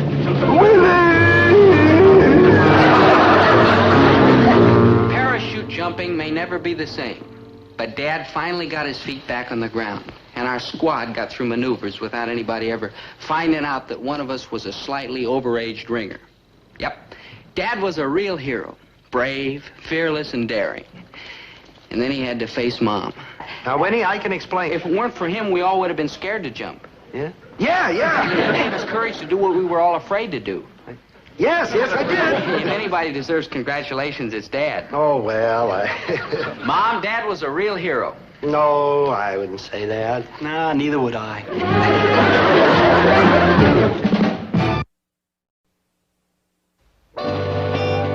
Well, parents, visiting weekend's over. We're back to the hard, rigorous Spartan life. Oh, sure, it was fun kidding around with our folks and relaxing. But we're soldiers with a job to be done. Soldiers with a goal to be reached. Soldiers, well, mostly we're soldiers. I'm no soldier. All through training, I've been like a gallstone around your neck. Maynard, that's millstone around here. See, even you, my best and only good buddy, admit it. I do not admit. I mean, you're no millstone. Why, you've been making your own bunk for days now. Carrying your own pack. You're a real dog face, just like the rest of us. You're important, valuable, needed. Gee, Dobe. So come on, get up off your sack, take a shower or two, and we'll go to chow. Cool, Dobe. I'm with you. A couple more days and we got it made, and I'll make it, Dobe. Oh, hello to the soap. Hey, Dobe. Do I have to? What? Shower? Yeah.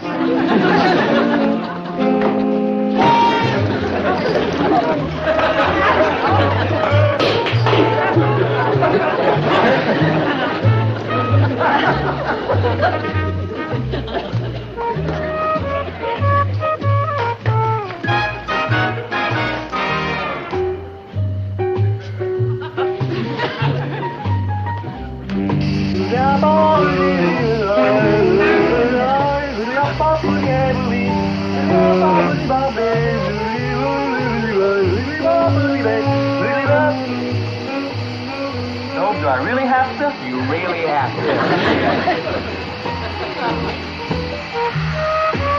Oh, Dobe.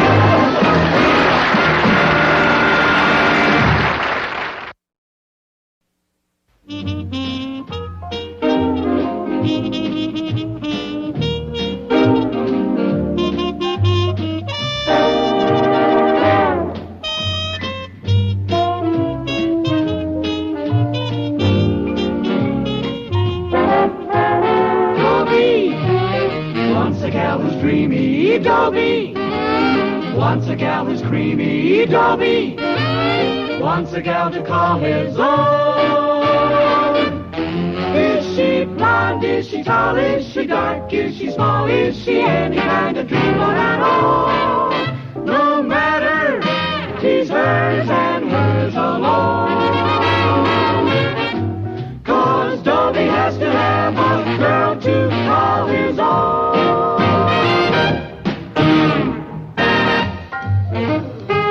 Emotionally stable and realistic. Yeah. I knew the minute we met this morning. After all, we're both in school, so we'll have to plan our marriage carefully. Oh, you're right, you're right. Okay, now the way I see it is this. We need an income. You're right. We can't live on my allowance. I can't live on my allowance. You're right. We'll both have to make sacrifices. Oh, yes, Dobie, I'll sacrifice Good. as long as we can be together. Good, good. Now, it goes without saying that you'll have to quit school and get a job. Oh, yes. Yes, Dobie, I'll work and slave for you. Yes. As long as we have our evenings free for parties and dances and movies. My dear, a man doesn't become a good provider by running around having a good time. I'll have to spend my evening studying. Oh, you're right, you're right. Oh, well, I'll be happy just to sit at home and watch you study. No, my sweet. I have to study at Zelda Gilroy's house. I mean, who else can help me with my studies so that I can graduate with honors and be a good husband you're later? Right. See? Oh, go to Yes. Zelda's house. I don't care if I never see you as long as we can be together. Phyllis, dear, you're the cream in my coffee, the pearl in my oyster, the star in my heaven, Cease and desist. fly in my ointment. Hi, Lucy. Hello, Phyllis. Zelda, I know why you're here, and flake off. I only came to wish you many, many years of happiness, Phyllis. Zelda. And I just happen to have with me a copy of Dobie's latest grades. Look, Zelda. Which, as you will notice, were the top grades in the bottom 10th of the class. Zelda, cut out, will you? You're a very lucky girl, Phyllis. Here's the results of his latest intelligence test. Also, a sample of his handwriting and a picture of his father, your future father-in-law. Dobie, this is your father? Well, yes. Yeah. That's an old picture. Taken when he was young? Yeah. Yeah. And Phyllis Gillis. That will be your name, Phyllis Gillis. Well, what's Right. wrong with Phyllis You will be Gillis? married to the only man, may your union be blessed with many little events, the only man whose entire insides are upside down. Regardez his x-ray. Well, everything looks right to me. Oh, thank you, sister. Here, Phyllis, my love. For you. Ooh. Zelda, that was unprincipled, treacherous, foul, mean, contemptible, and low. Sure was, Poopsie, but I forgive you. Zelda!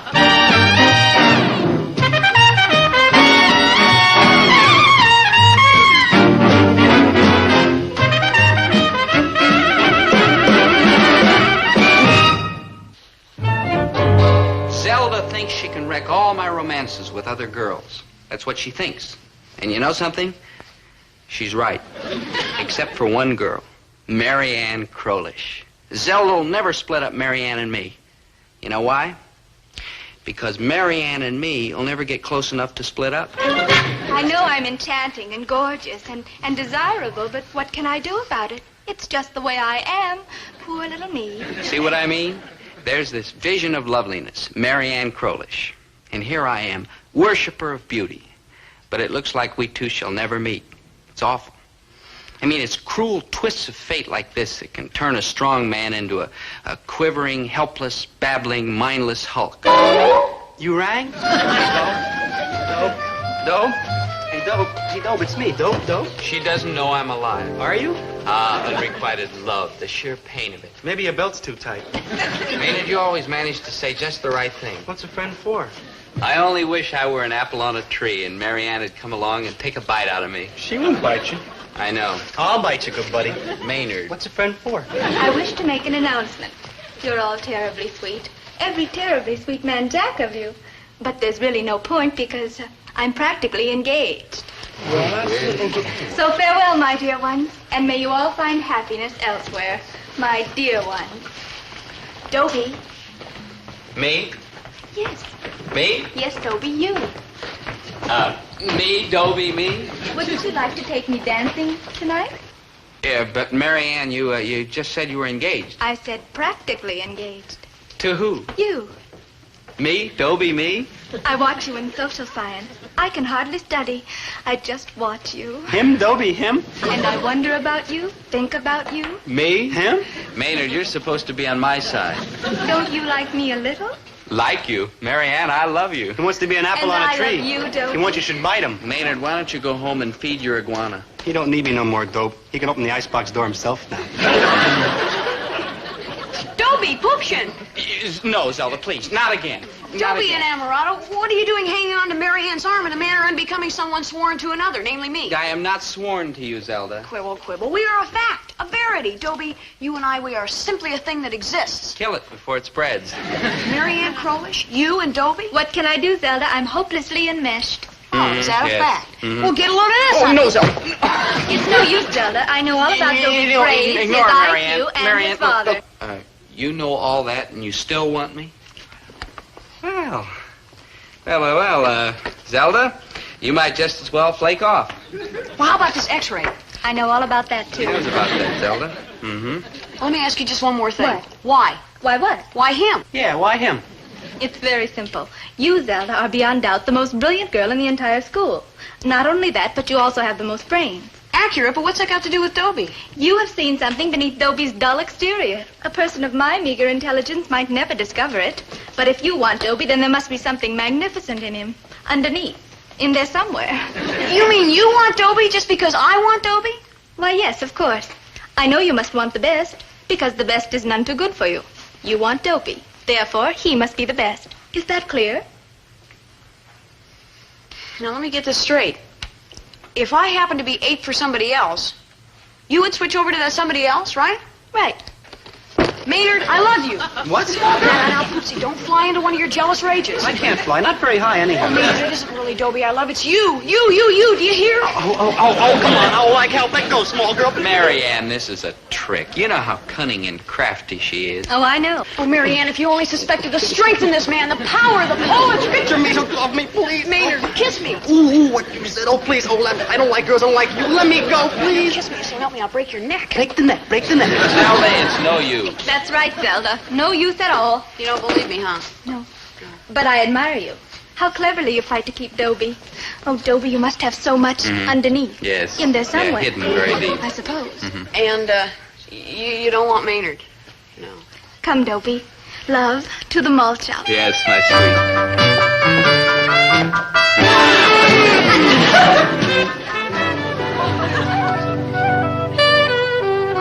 Well, here we are. Yep, here we are. Together. Together. For always and always? For always and... well, maybe. What's the matter? Don't you want to be with me always? More than life itself. But? Zelda, she's not going to give up Marianne. She's going to keep trying to split us up. But what can she do? Whatever's required. Oh. We've got to be alert, Marianne. We've got to watch that Zelda every minute. What ho, pheasants? Maynard, that's peasants. Yeah. Listen, Dobe, I want to invite you out to my beach house in a couple of years. Beach house? Yeah, Dobe, that's a house that's like on the beach. I know. Yes, sir. Instead of living in one sloppy room like I do now, I'll be living in my beach house in 12 sloppy rooms. Maynard, where are you getting this beach house? I'm marrying into money, Dobe. Millions and millions. Marion. Maynard, I thought you hated women. I do, Dobie. This ain't exactly a woman. It's more like a bank with a ponytail. Who is she? Zelda Gilroy. Zelda? She's got millions? Or what? Money, good boy. Look, I'll prove it. Here, look. This is just one of them. And there's millions more where this came from. Thank you. You see, Marianne? She's still trying to convince you that she and Maynard are hot items. She'll drop me and grab him. Ooh, is she rich, that Zeld? She owns 50% of her uncle's uranium plantation. Yeah, she's so tricky, she'll stop at nothing. Maybe she really does love Maynard. Oh, she does. She's giving me her share of the uranium. Maynard, she hasn't got any uranium. I saw it with my own eyes. She's got a sample in a tube. Maynard, you can't keep uranium in a tube. In a tin tube? Made out of tin? How do you know it was uranium? I saw it. In fact, I even smelled it. Uh-huh. And, what did this uranium smell like? Well, you won't believe it, Dobe, but it smelled exactly like toothpaste. I rest my case. Come, Marianne, my dear. Okay. So I lost the battle, but I'm gonna win the war, by George. I'll get you back, Dobie Gillis. Don't you worry. Dad, weren't you involved with another girl when you met Mom? Son, that's a question that deserves an honest answer. None of your cotton-picking business. I heard she jilted you. Who jilted me? The other girl. No, I met your mom, and then I jilted the other girl. Oh, did she stay jilted? Well, son, it's a very sad tale. Poor girl went all to pieces, never did go over. Married some little guy on the rebound. Oh, she was a sad creature. And do you know, to this day, when I see her, she kind of drops her eyes and hides her face in the collar of her big mink coat and tells her chauffeur to drive on. Hi, Mrs. G, Mr. G. Dobie, dear, I just came over here to give you a sense of the historic crossroads at which you now stand. Now, I've got... Some diabolical plan is what you've got. Quiet. This is a moment of fateful decision. Yeah. Dobie, down one road lies romance. Romance. A girl with a gorgeous figure and a beautiful face who can give you absolutely nothing but a lot of bliss. Bliss, yes. And on the other road, you. True, but also fame, wealth, and power. Dobie, with your negative face and inoffensive personality and my brains, drive, and ambition, you could go right to the top. The top of what? Why, Herbert, that's no way to talk. You know that Dobie has the seeds of greatness in him. If he's got all these seeds rolling around in him, how come up till now we haven't seen one little blossom? I'm just stating the facts, sad though they may be. Give me one slice of evidence that he's ever going to be great. Just one. I'll give you several. In the first place, he's your son. You can't miss, boy. You gotta say. Don't worry. I'll see to it that Dobie uses his tremendous potential. Why, Poopsie, with just very little effort, I can make you into a congressman. Good thinking, Zelda. Dobie could be a congressman. No question about it. I'll handle your public relations, write your speeches, project your image. Yeah. Congressman Gillis, a man who takes no stand on anything at any time, but with courage. If that's what it takes, just leave out the part about courage, and he's a congressman right now. Can you doubt it? Dobie, look, say this. Say, no comment. Go on, just say, no comment. Say it, boy. She'll be here all winter. Yeah, no comment. Did you hear him say that? Oh, there was such leadership in the way he said that. Dobie, you won't stop with the Congress. You'll go on and on. To the Senate. There's no stopping this boy. Absolutely. You will be a senator, Dobie. Say this. Say, I deny the charges categorically. Go on, say that. I deny the charges categorically. Dobie, that was wonderful. There was such statesmanship in the way you said that. President. President? Absolutely. President Gillis. The It's White in the House, cards. yeah, Sure, you will be president, Dobie. Look, Wave to the multitudes. Zelda. Did you see the eloquence in that gesture? I saw it. It showed authority, love of fellow man, compassion, and a weak bicep. Well, what do you say, Mr. President? Mr. President who? Ah, and here comes my first lady. Now, just a cotton-picking minute. If she's your first lady, who am I? Ambassador to the Antarctic. No, sir. I'm not putting you in the White House just so you can make her the first lady. I'm going to be the first lady. Zelda, Yes, my chief executive? I do not choose to run. Son, on behalf of the United States of America and the entire free world, thank you. You're welcome. Come, Marianne. Dobie. Now what? Look, Dobie, I know when I'm licked. I'll just fade out of the picture wishing you happiness and the best of luck. You wish us happiness? That's right. You mean you quit? That's right. No more tricks? That's right. You're lying, aren't you? That's right. Figured.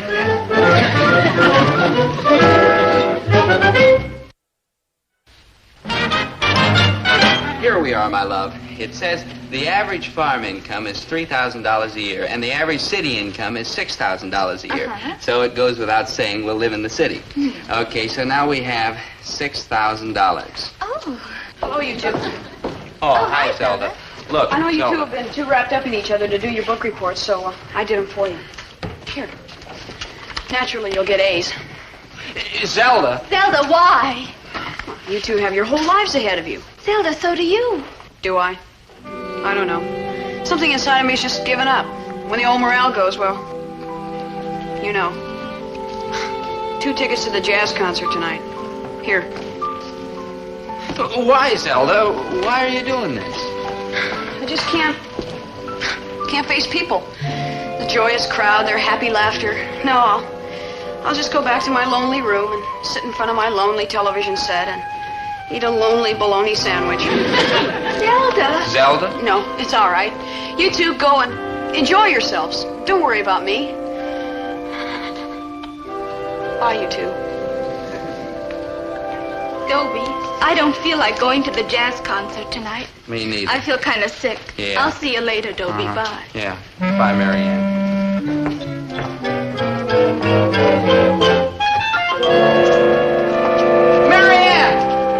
Marianne, come back. Come back, Marianne, my angel. Don't you see what's happening? That two-faced, double-tongued viper Zelda's doing it again. She's playing on our feelings. It's just another one of her shabby tricks. You're right. You know it, but you're still buying it? You're right.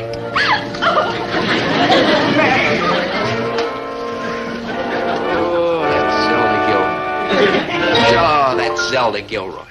I've got to stop her from breaking up the romance between me and my only true love. But how? What I need is advice, fast and in quantity.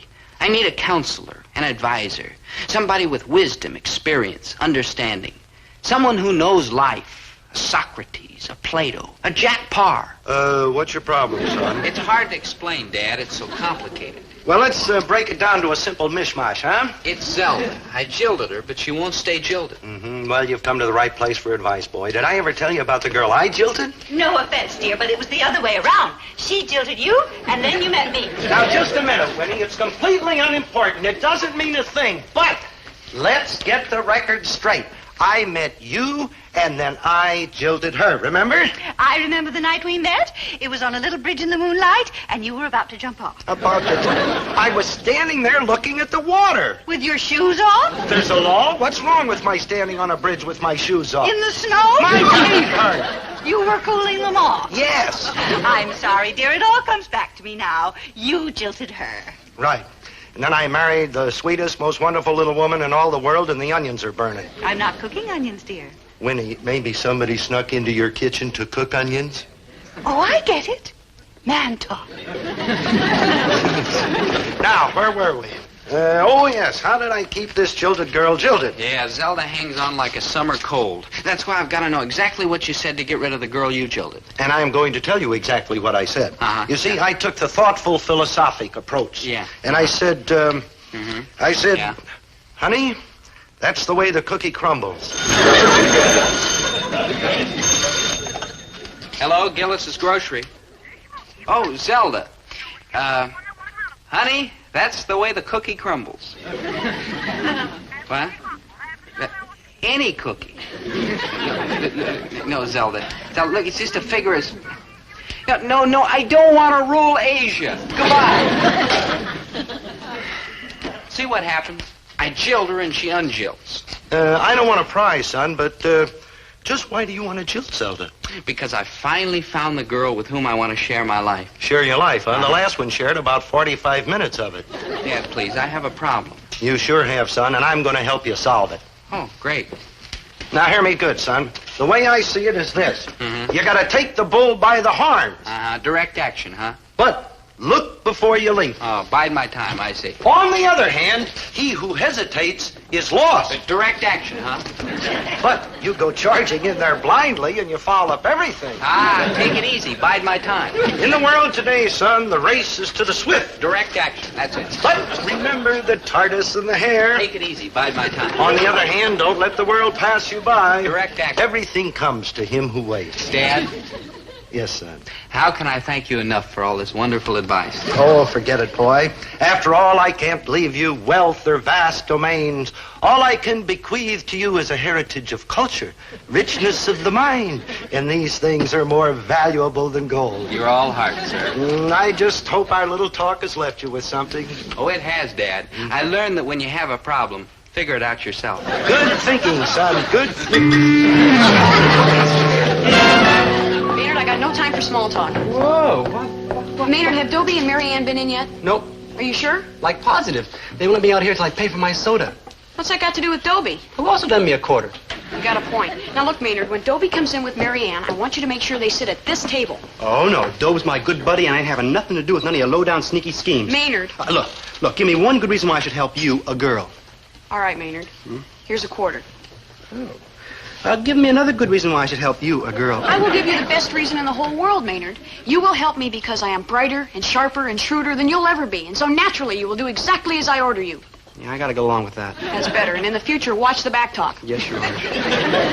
Hey, Zell, you know, you don't look like too good. Maynard, go. I mean, you look like you're crestfallen. And, man, when you're crestfallen, you're like in big trouble. Maynard, peel off. Hey, I know how to cheer you up. I'll tell you a funny story. Maynard, hey, did you hear the one about the two cats that rocking chair? Ooh, it's the funniest story I ever heard.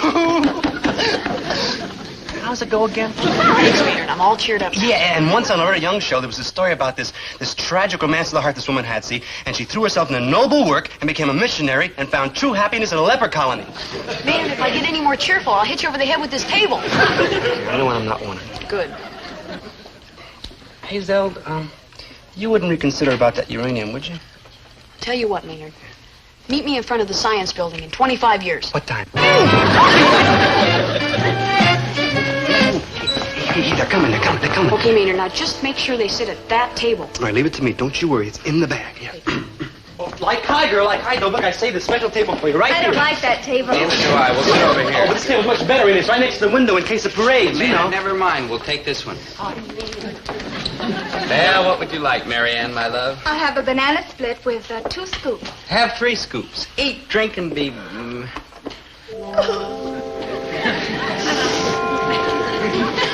Dobie, it's no use. I can't take it any longer. I'm haunted by Zelda's sad face. I can't sleep. There's no escape. I'm going crazy. Listen to me, Mary Ann. There's only one way to get Zelda off your mind. How? Forget her. It's no use, Dobie. I can't be happy when I know we've made Zelda miserable. Try. No, I can't. Dobie, you've got to do something. What can I do? I want to see Zelda smiling, happy and gay, the way she used to be. There's only one thing that'll make her smiling, happy, and gay. Me. I hate to say it, Dobie, but cheer her up or you and I are through. Through? Through. Okay. I'll think of something tomorrow morning. Now, Dobie, I can't stand it another minute. Now? Now. Go! Hi, Dobie. How are things among the living? Cut that out! Zelda, you say you love me. I do, Poopsie, I do, with all my great heaving heart. I don't believe you. You can't be serious. You know I love you. Prove it. How? By helping me hang on to Mary Ann. You gotta be kidding. See, I knew you didn't love me. But Dobie... But nothing. Love is when you care for the other person's happiness more than your own. And if you cared for my happiness, really cared, I do. really loved me, I you'd do. help me hang on to Mary Ann. Okay, Dobie, what do you want me to do? Well, for openers, let's see you smile. Smile? Smile, yeah. A big smile. Bigger. A really, really big, happy smile. I'm tearing my face. Not loud. No, louder. That's it. Ain't any fun. Jack it up, Zelda. Yeah. Zelda, you're a grand sport, and I thank you. From the bottom of my heart, I thank you. Not you, man. Yourself. Zelda, you...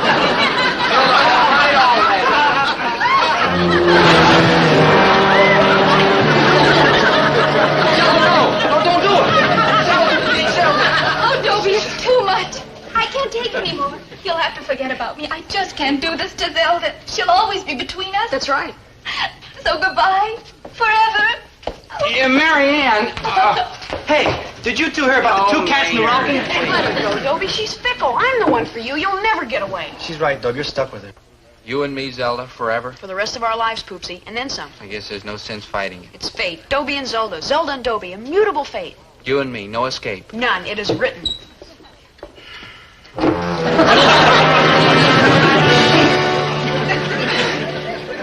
Goodbye, Zelda. Dobe, speak to me. Say something, even if it's mean and rotten. Better leave him alone, Maynard. He's going to be pretty sick for a while. He just took a great big gulp of vanilla extract. Zelda! Zelda, I've poisoned with vanilla extract and you're wrinkling.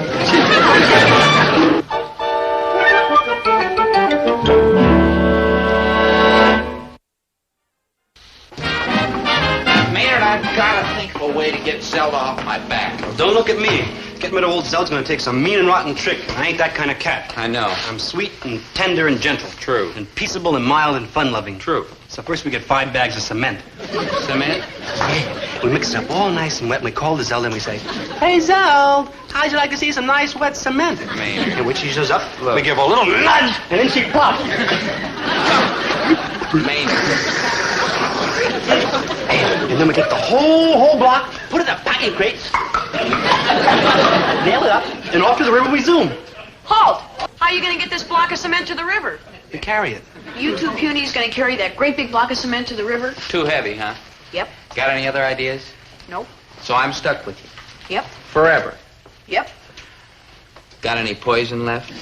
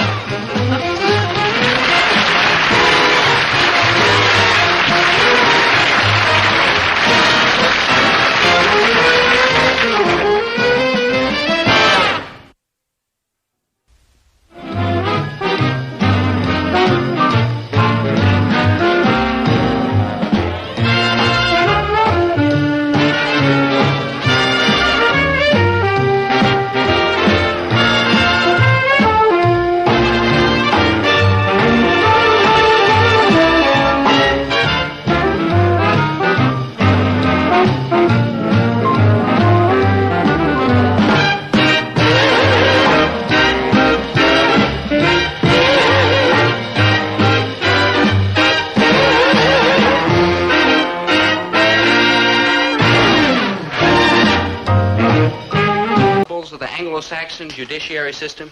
No, I'm going to wait and catch it when the movie comes out. It's a textbook for this legal principles course I'm taking from Professor Brinkerhoff. Pretty wild, too. He says that the law protects everybody, no matter how tacky, lowly, shabby, worthless. You rang? Oh, hi, Maynard. You're early. And I've been earlier, except I had a slight delay. I know. You slipped and fell down on the streetcar tracks at 9th and Main. You're wrong, though. Now, Maynard, don't be silly. You know that every morning you slip on the streetcar tracks at 9th and Main. People set their watches by you. Not this morning, though. You slipped on the streetcar tracks at 8th and Main? I didn't slip on the streetcar tracks at all. Maynard, I'm proud of you. I fell down a manhole. Fell down a manhole? Sue him, Maynard. Sue him. Now, Dad. No, nothing. Weren't we just talking about that legal professor of yours over at the college, and he was saying that, what's his name? Yeah, Brinkerhoff. Yeah, well, he was saying that the law is the law for everybody, even 10-thumb knuckleheads like Maynard here, no offense. No offense, but who am I going to sue? The city. Oh, you're Josh, ain't you, Mr. G? I love this city. I love its streets and alleys, its hills and valleys, its parks and sewers. This is my city. Now, hear me and hear me, good boy. If you're ever going to amount to anything, you have to think big. Never sue for anything less than $1 million. Take Fesser. Over in River Street? That's the guy. Got his foot caught in the door of a bus, sued the company for $1 million. Like, wow, and he got $1 million, huh? Well, not exactly. As it turned out, he had to give the bus company $16 for busting their door, but he got a miserable lawyer. Oh, if he'd have had a good lawyer, he'd have gotten a fortune. Like, wow, $1 million. Ooh, man, I'm like loaded. Diamond Jim. You rang?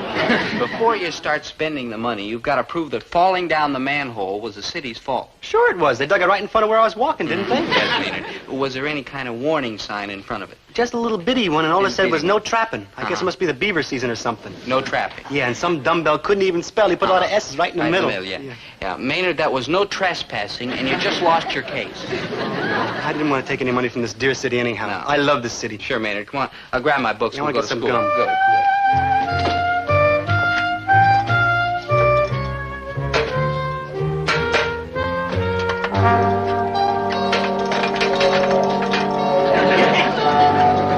Son, is this the book you were looking for? Oh, yeah, thanks, Dad. I don't know what I'd do without you. Yeah, neither do I, but just thinking about it's made my whole day. Like, help! Ow! What's got me? What's he got me? I put my penny in the machine and nothing came out, so I thought, let go, you rat. All right, Maynard, stop clowning around and take your hand out of there. I tried to, but it's like stuck. Stuck? It is not. It's impossible. Careful, it's Dad. ridiculous. Dad. It's stuck. Here, come here. Now, get a hold of him. Could we, leave it like it is, please? I mean, please, don't. When I tell you to pull. Oh, look, Mr. Jack, I'll be the first kid in my block with a glass box and go... Okay,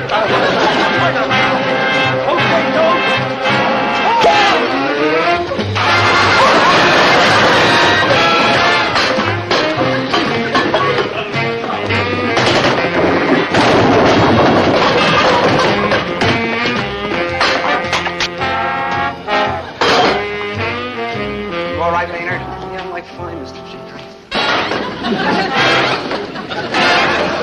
There is one thing, and I almost hate to mention it. Well, speak up, boy. Speak up. I'm taking your advice. What do you mean? I'm suing you for $1 million.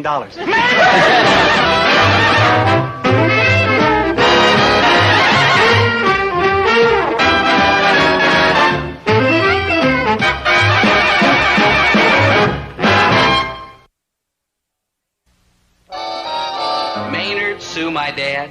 Sweet, lovable, warm-hearted Maynard? That's too ridiculous to even think about. Oh, I know he said he was going to, but that wasn't Maynard. That was the pain speaking. I knew that when he came to his senses, he'd change his mind about suing for $1 million. I've come to my senses and changed my mind about suing you for $1 million. I knew it. I'm going to sue for $2 million. $2 million for what? Well, I wouldn't want to make an issue of it, but I think my hand's on backwards. Your head is on backwards. That is just a simple little sprain. Maynard! Dad, let me help. Maynard. Present. Maynard, I'm ashamed of you talking about suing Dad. Why, you're one of the family. Remember when we were little bitty kids? It was me for you and you for me. And T for two and two for T. Maynard, listen, you were practically brought up in this house. You were like one of the family. Why, Dad was like a second father to you. Like true. That's right. Second daddy. Never mind. Better off to be sued. Maynard, don't you remember we shared everything? Our joys, our sorrows. Our measles, our mumps. Ah, Dobe, I've been like a blind fool. Don't make that a dirty rat and hate myself. Mr. G, can you ever forgive me? No lawsuits? Against my own second daddy? Maynard, cut that eye from me. All I want to do is be a member of the family again and T for two and like that. A member of the family. You drive a hard bargain, boy. Dad. Never mind. I was just kidding. Okay, Maynard, you're forgiven. Oh, you're like a real human being, Mr. G. Well, I guess you're not such a bad kid yourself. Gee, you're pretty misty. We better start for school before we all get too misty to travel.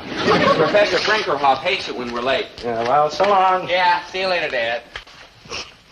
Second daddy! An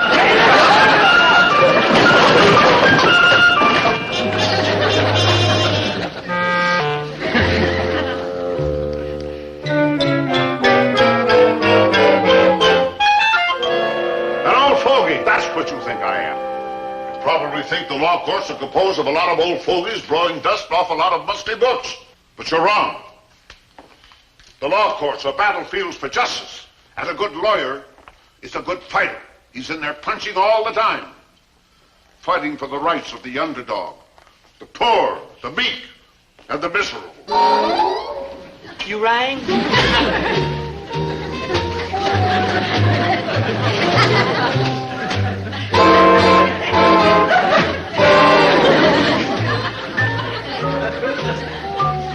Now, when I was practicing law, there was nothing in the world that I liked better than a good old-fashioned knock-down, drag-out damage suit. Hey, Dobe, look at the swinging bandage I got over at the infirmary. Not that I'm bandage. Infirmary? Accident? Who's hurt? Like me, Professor, Your Honor, sir. I caught my hand in a chewing gum machine. What's that? You caught your hand in a gum machine? It was nothing, Professor, nothing at all. What do you mean, nothing? When does your case come up? You don't understand. You're out of order, Mr. Gillis. Will you let the witness answer? You are suing, aren't you? No, sir, I couldn't be such a dirty rat. What's that? I mean, I'm practically one of the family, T for two and two for T. Two for T? You would have had to be there. Yeah, what Maynard's trying to say, sir, is that he had this accident at my father's store. I understand the law, sir. And this sounds to me like collusion, malfeasance, nonfeasance, intimidation. What do you think of that?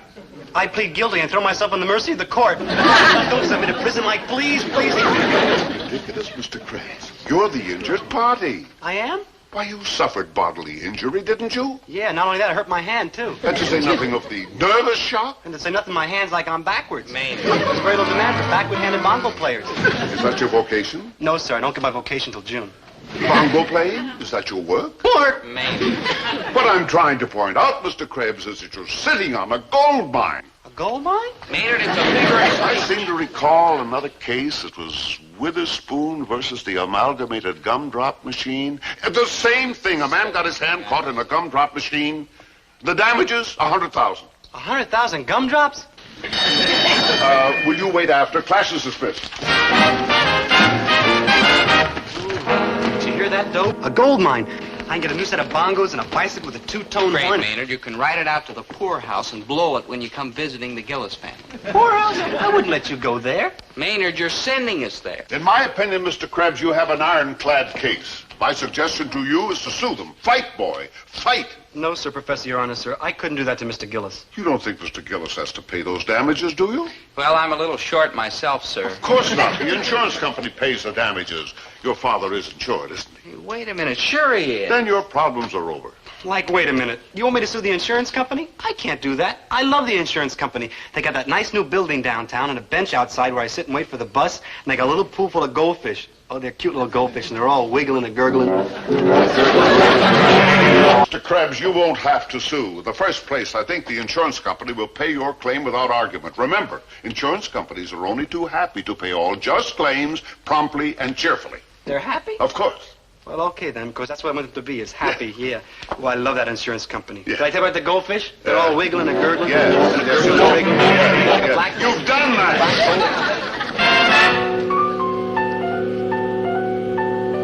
Maynard, where you been? We're due at the insurance. I had to stop off the drugstore to get these, supplies. Will you help me tie this up, please? I would not. Do you know what that is? Fraud. No, it isn't. It's just a sneaky trick to get more money out of that insurance company. Boy, we're really going to gouge him, huh? Really sock it to him, huh, Dope? We are not. We're going up there and present an honest case and get an honest settlement, like honest gentlemen. Well, would it be okay when we're up there I give like an honest groan once in a while? Well, I don't know. I suppose it'd be all right as long as it's honest and manly and not too loud. That's just what it'll be, Dope. Honest and manly, and you'll barely hear it. Like John Wayne when he's got an arrow in his shoulder. He'd rather die than have Chill Wills think he's chicken. Well, as long as it doesn't sound phony. Let's hear it. Oh! No good, Maynard. If you can't do any better than that, forget it. I got a lot more, Dope. I got a lot more. Listen. Ow. Ooh. When I get to one you like, stop me. Ow. Maynard, that's it. That's just right. Maynard, that's it. That's it. You can stop now. Maynard, what's the matter with you? You're standing on my foot. Excuse me, Maynard. Come on. Now, where was I, Miss Jones? Dear Mr. Johnson, it is people like you who are driving the insurance companies out of business. 3 accidents in the last year is a disgraceful record. Even though you are a lion tamer. We are rejecting your latest claim on the grounds that you're a clumsy oaf, a careless nitwit, and an accident-prone chowderhead. Sign that warmest regard. Yes. Oh, and there's Mr. Krebs due in a few minutes. Oh, yes, well, that's the Gillis claim. That sounds legitimate, thank goodness. You get them started. I'll be right back. Good afternoon. My name's Gillis, and this is Mr. Krebs. We're in a big hurry, and Mr. Krebs... Hello. I'll be right with you. What's the rush, my dear? As a matter of fact, I'm afraid I'm going to have to check your leave papers. And don't tell me you're not on furlough from heaven. I know an angel when I see one. Ooh. Oh. No, there's a brave fella. Salt of the earth, but a complainer. Now, where was I? No place, Mr. Gillis. Excuse me, I have to get Mr. Krebs' accident record. Oh, just a moment. If you want to get a record of his accidents, I'm the one you want to talk to. Of course, it may take days, even weeks, perhaps months. Mr. Krebs has had a lot of accidents? A lot of accidents. Yeah, have I had a lot of accidents? He's had so many accidents, they get mixed up in his mind. You should excuse the expression. Fortunately, due to a steel trap memory, I can help you. Accident by accident. All right, Miss Jones. I was just explaining to this lovely young lady. Yes, I heard. With a line like that, you should have been able to land a whale. I'm Waysack, chief attorney for the insurance company. How do you do? Yeah. Well, take notes, Miss Jones. I think we can dispose of this case very quickly. Like crazy, because I got a sale on bongo drums and bicycles with two-tone horns, and if I could... Oh, I see, Mr. Krebs. Well, I'm interested in hearing your history of accidents. You're, like, interested in accidents? Yes, accidents are my business. Like the sculptor thrills that Rodin's the thinker, the painter of the Mona Lisa, I am moved by the sprained ankle, the mashed thumb. I don't even count little bitty ones like that. What do you count? Oh, like when I slip on the streetcar tracks. Oh, you slip on streetcar tracks, do you? Yeah, or fall down manholes or get my beard caught in the pressure cooker. Beard caught in the pressure cooker? Yeah. Maynard, all Mr. Waysack wants to do is hear about your accident so he can give you the money. Oh, yeah, the money. I like forgot. You see, Mr. Maynard, enough. The pain. Came on rather suddenly, didn't it? Well, it comes and goes like alternating current. Yeah, but it's something that $5 million wouldn't cure. Oh, you'd settle for $5 million, would you? Well, I ain't saying yes and I ain't saying no. Well, what are you saying? I ain't saying. You know what I'm saying, Mr. Krebs? Like alternating current, you've come, and like alternating current, you go. Both of you. Go. Farewell. Auf Wiedersehen. Au revoir. But we haven't got the money. Exactly. Sayonara. You mean no $5 million? No 5 cents. We're fighting this claim on the grounds that you're accident prone. You'll hear from our attorneys about this. Not only that, we might even sue. We might even... Do me a favor, will you? Take some heartfelt advice and don't. You seem like a nice, if unfortunate, young man. Our attorneys will clobber you. They'll cut you to pieces. Oh, yeah? Well, we'll see you in court. And that goes like double.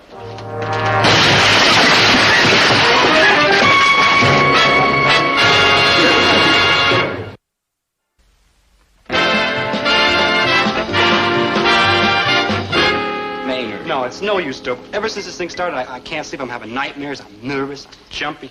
Look out! Look out! A bomb! A bomb! Maynard! Maynard, it was just a baseball. Oh, excuse me. I didn't mean to intrude. You're not intruding. You're not intruding. Ugliest girl I ever saw. Fresh kid. Do you mind? Do you mind, please? Excuse us. You see what I mean, Maynard? You're all nervous about nothing. The insurance company doesn't have anything personal against you. Yeah, then how come they want to get me to stand and clobber me? Them sharp lawyers will tear me to pieces. So we'll get a sharp lawyer, too. But their lawyers are like the sharpest. All they gotta do is hear the word accident. Accident? Where's the accident? Accident? Accident? Who's hurt? Where's the... Oh, it's you. How'd you come out with the insurance company? We didn't. They're fighting it and... Hey, wait a minute. Hey, how about you handling the case? Oh, no. It's been 20 years since I practiced law. I'm a teacher now. On what basis are they refusing payment? They said I was an accidental prune. Maynard, that's accident prone. Their defense is accident prone? Yes, sir. Well, I'll take the case. We're as good as in. They're basing their defense on a lot of mumbo-jumbo. Maynard, we're in. They'll never clobber you with Professor Brinkerhoff handling the case. Yeah, I can hear that two-tone bicycle horn now. Why, we can't lose. All we have to do is be sure he makes a good presentation in the courtroom. All he has to do is look bright and sharp and alert and intelligent, and we're dead. All we have to do now is to depend on the fact that there's no such thing as accident prone. I'll buy that. What? There's no such thing as accident prone. I'll buy that. There's no such thing. Accident prone? Exactly. That's why we're taking this case to court. Court for what? We take all these simple nuisance cases to court.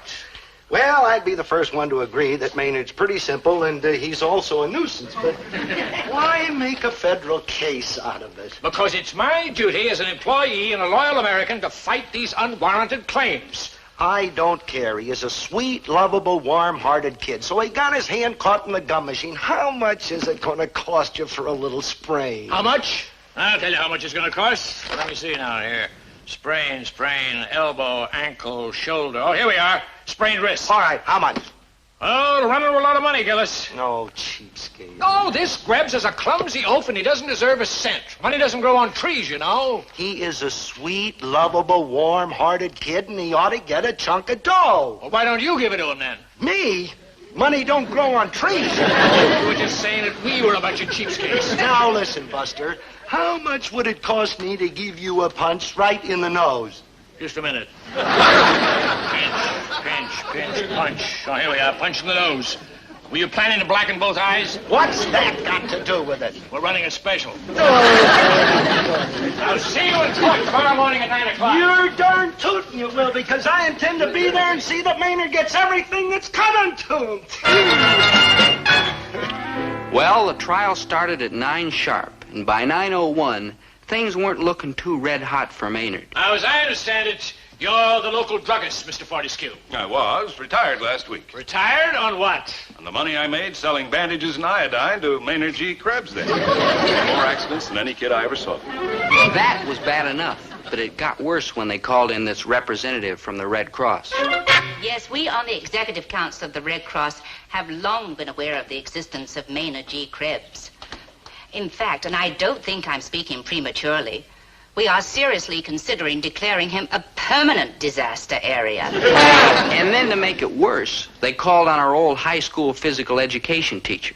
That really hurt. Coach, we'd like to find out something about the physical coordination of Maynard G. Krebs. Coordination? What I want to know is, how did Maynard make out on the athletic field? Well, that's kind of hard to say because in 4 years, Maynard never got as far as the athletic field. He always managed to slip and fall down in the locker room. Your Honor, it seems quite clear that Maynard G. Krebs is not entitled to any damages on the grounds that he is obviously guilty of gross contributory negligence. He is absolutely uncoordinated and completely accident-prone. He slips, falls, trips, and breaks things constantly. We rest our case. I'm sorry about all this hullabaloo, Maynard. If I had my way, they'd just pay you off and forget the whole thing. You're all heart, Mr. G. Well, you're a pretty sweet, lovable, warm-hearted kid yourself, and I'm not going to sit here while they clobber you. Well, where are you going to sit while they clobber me? You could, like, sit here because I got to go up there and be a witness. Maynard, the word is witness, but you may be right. Now, listen, this is the way we're going to handle it. While you're up there telling your story, I'm going to be down here agreeing. But you're supposed to be on the insurance company side. That's just it. I'm supposed to be on the insurance company side, but when that judge hears me agreeing with everything you say, he's got to know you're on the up and up and give you every penny that's coming to you. You're like a real human being, Mr. G. May it please the court. The first witness I would like to call is the plaintiff, Mr. Maynard G. Krebs. Will you take the stand, please? Witness is sworn. You may proceed. Now, Your Honor, I intend to prove that everything my friend, the learned counselor, has said is a lot of hogwash. I will prove that Maynard G. Krebs, the plaintiff, is utterly blameless in this matter and should be awarded the full amount of damages. Now, Mr. Krebs, will you describe what happened on the morning in question? I went into Mr. Gillis's grocery store and put a penny in the gum machine. That's right. That's just what he did. And what was the condition of the gum machine? It was like busted. That's right. It was busted. Couldn't get the gum out. And will you describe the condition of Mr. Gillis's grocery store? No offense, but it's like a death trap. That's right. It's just like a... What did he say? Would you care to elaborate on that statement? I mean, it's like a sloppy mess, and things are always like falling down on people, and the floors are scrounged, and plaster's like flaking off the wall. Now, just a darn minute. Order in the court. Just a darn doggone minute, man. Order. Man, every time a customer goes in there, he's like taking his life in his hands. It's like a real mess. Your Honor, are you gonna let this... Order in the court. Mr. Gillis, I warn you. Go ahead. Now, when you placed your hand in the gum machine, did Mr. Gillis at any time inform you or warned you that this was dangerous? No, he just... Warn him? How did I know what he was up to? He's practically nothing but a shoplifter around the place anyway. Mr. Gillis! All he does is bum food and break things, and what right has he got to sue for a lot of money? He just runs around in an old dirty T-shirt and plays the bongo. That's exactly my point, Your Honor. When the only pleasure that a pathetic creature like the plaintiff can look forward to in life is playing the bongo. And when he's injured, what's left? Therefore, I urge that the court award him substantial damages. We rest our case. Very well.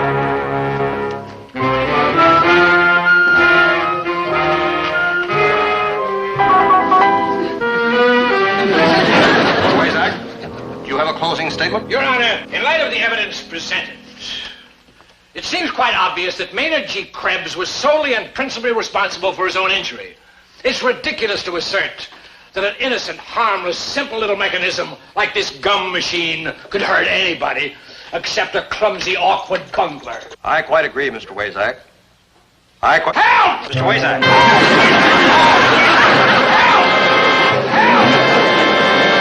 Order in the court! Order in the court! Order! Very well. Now, in view of the testimony, I find for the plaintiff, Maynard G. Krebs. Order!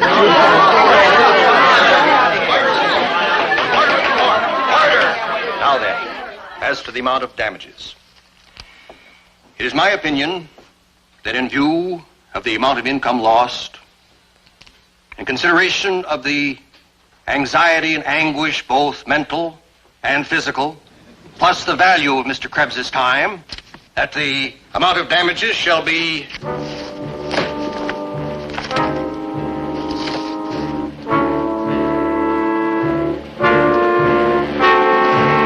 The amount of damages shall be exactly $1.65. Oh, I'm rich, like 30 your judgeship. You're just like a third daddy.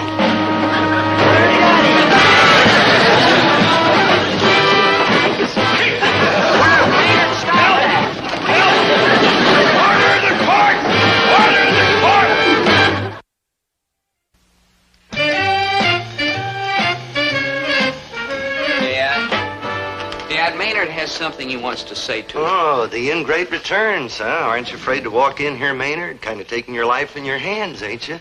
Ain't you afraid this groundsy old floor will fall right out from underneath you, the ceiling will flake off? And Dad, Maynard's sorry. Yeah, I don't know what came over me. I guess it was modest greed. Can you ever, forgive me, Mr. G? Well, I guess it was no great harm done, but... No hard feelings? Likewise. Incidentally, I've got the gum machine fixed now so that even you can operate it. Be my guest. Can I have a penny? Gee, thanks, Dad. It means a lot to me that Maynard's a member of the family again. Well, a very distant member, but... Yeah. Mr. G, help?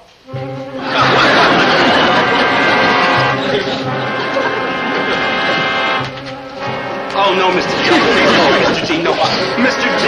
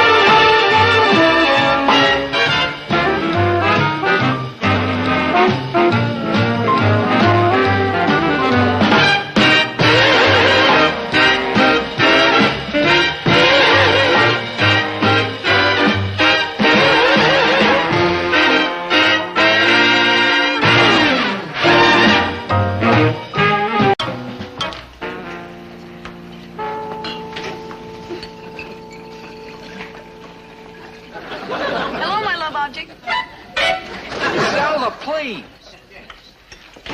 You're in a classroom. So what?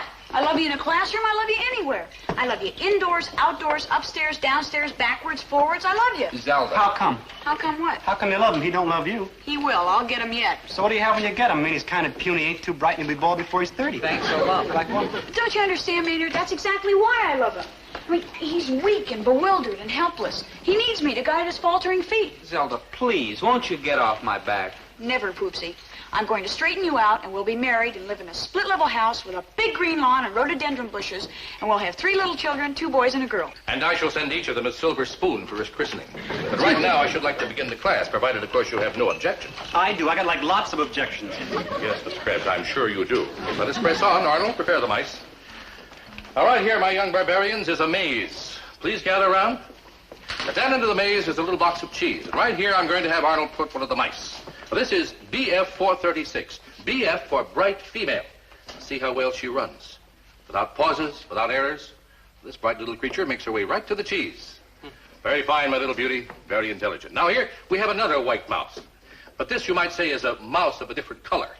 Now this one is DM 108. See how he hesitates, how he fumbles, retraces his steps. Now you know why we call him DM for dull male. Now, class, what does this experiment prove? That mice like cheese. Brilliant. Oh, Mr. Gillis. It proves some mice are dumber than others, but why? Now, that is the question, why? And the answer is heredity. You see, one mouse has been bred for intelligence, the other one for stupidity. We've controlled these laboratory animals for generations through selective mating. What he said. You mean for one mouse you picked a bright mother and father, and for the other one you picked a dumb mother and father? No, we went further back than that. We picked their grandparents as well as their great-grandparents, and you can see the results. It works the same with any other species, not only mice. Yes, it works particularly well on people. For example, in the Osborne family, 4 generations, we have been picking our ancestors very, very carefully. Well, just look at me. Yeah, I think somebody goofed. I shock you, low-born person. Well, that's why dumb dogs have dumb pups, and dumb cats have dumb kittens, and dumb parents have dumb children. It's called the heredity factor. Well, what's the matter, Mr. Gillis? I've never seen you looking like that before. I just got a brilliant idea. No wonder I've never seen you looking like that before.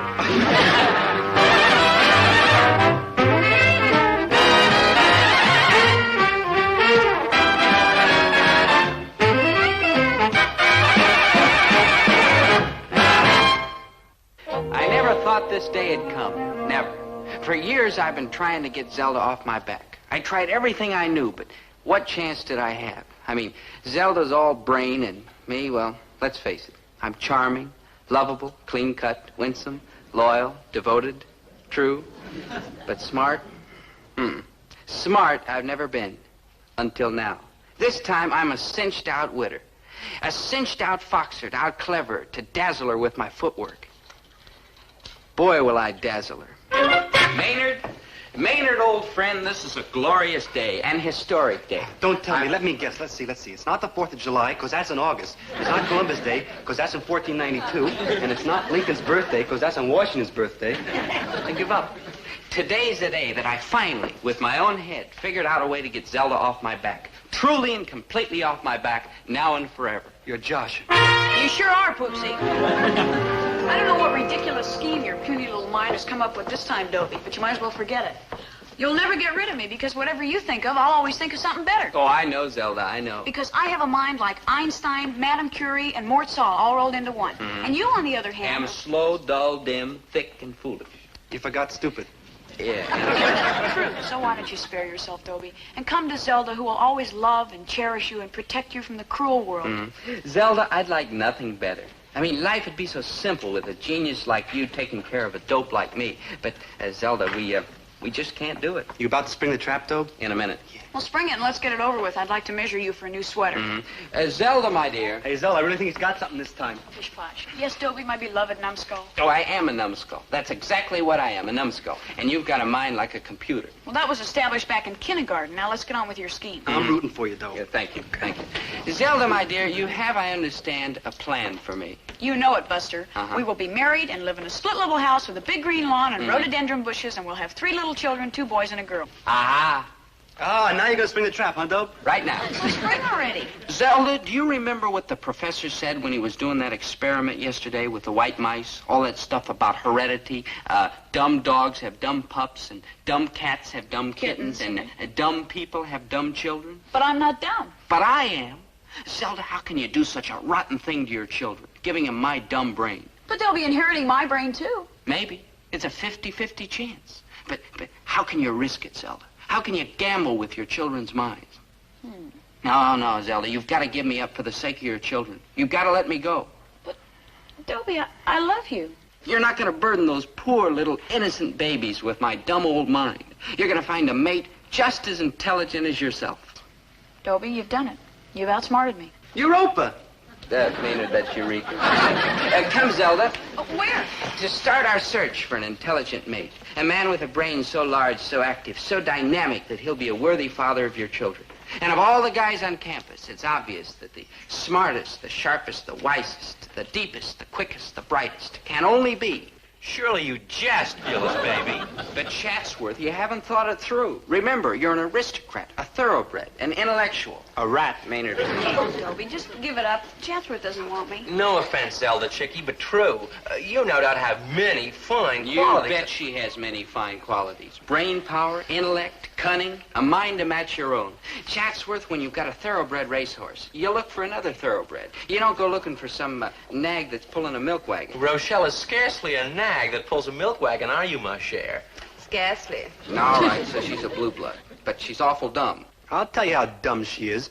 She was copying my test paper the other day. It is well known that you have been trying to foist Zelda off on someone for years. And I do wish you luck in this worthy pursuit. But me, Dobie-Doo? No, Dobie-Doo. Come, Rochelle, my little muskrat. Let's go for a spin in my madly expensive handmade sports car. Well, Dobie, I guess we're skunked. Let's go look for the second best IQ. No, sir. There'll be no second best for you. Only the top is good enough for my Zelda. Dobie, I love you. You're all heart, girl, except for your brain. The only trouble is, how are we going to get Chatsworth Osborne Jr.? Dobie, if you'll forgive me, this is a big problem which requires a big mind. Now, you've taken me about as far as you can with your limited mental equipment, and I'm very grateful to you. But from here on, I'm taking over. I mean, well, you don't send a boy to do a man's job. Hey, cool. You're going to put that rotten, conniving brain of yours to work, huh, Zell? You bet. It's not going to be easy. Chatsworth is a tough guy to move, even for you. True. But there is one power in the world that can move Chatsworth Osborne Jr.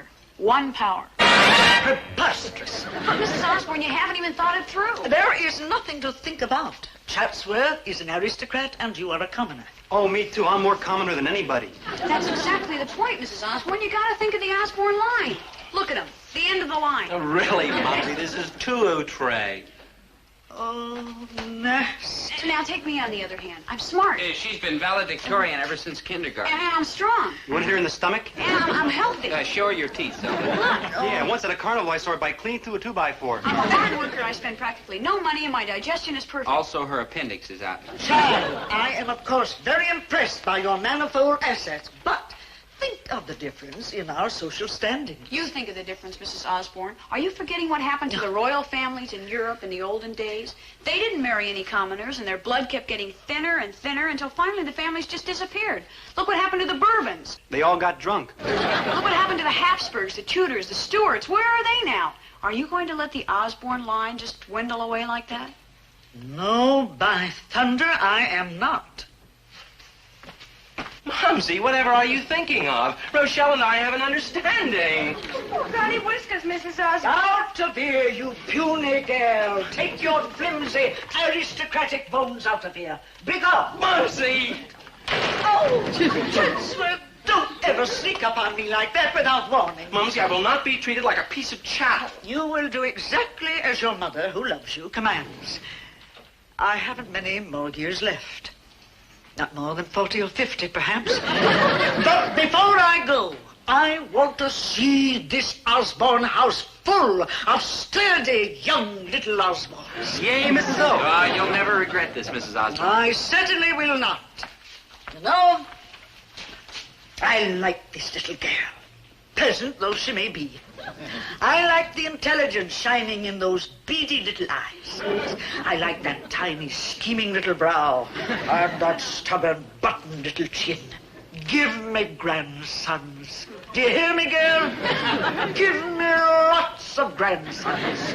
I want sturdy, ruthless, unprincipled, nasty little boys to carry on the Osborne tradition. Mumsy, I won't do it. I shall hold my breath until I die.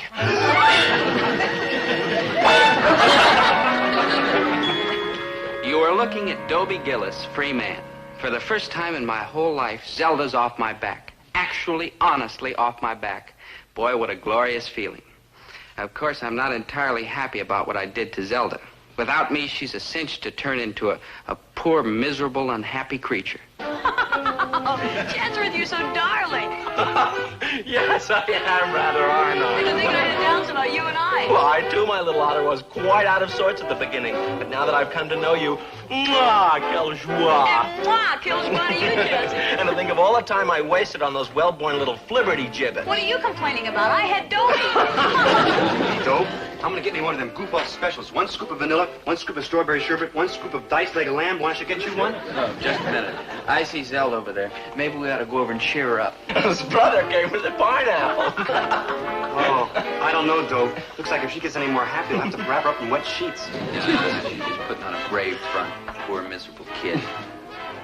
I Hi, Zelda. Mind if we join you? Kind of perk up your spirits a little bit? No offense, Dobie do, but we'd rather you didn't. Zelda and I are having an absolutely smashing time. Yes, we're discussing the theories of Einstein. Oh, sounds like screams. Don't laugh. All my life I've been looking for somebody I could talk to about Einstein. Yes, and all my life I've been looking for somebody who could understand Einstein. What's to understand? E equals MC squared. Oh, of course, but how about the space-time continuum? You sure you don't want me to cheer you It up? hadn't been for Aristotle. Yes. Yeah, I could The do devil some tricks Aristotle maybe, is not make you likely feel to be better. dismissed. You put it so well. Have you read Nietzsche's Mann und Übermensch? Of course, who has not? But the real fun, my little gazelle, is to read Nietzsche along with Hegel and Swedenborg. Would you like me to do my imitation of a chicken? Come on, let's go down to the library and do it right now. Of course, my impetuous one. Zelda, chance No? Huh? I'd like to hear your imitation of a chicken. Never mind. It didn't sound too much like a chicken. Nah. That did. A sick one. Of course I wanted Zelda to be happy. But did she have to be that happy?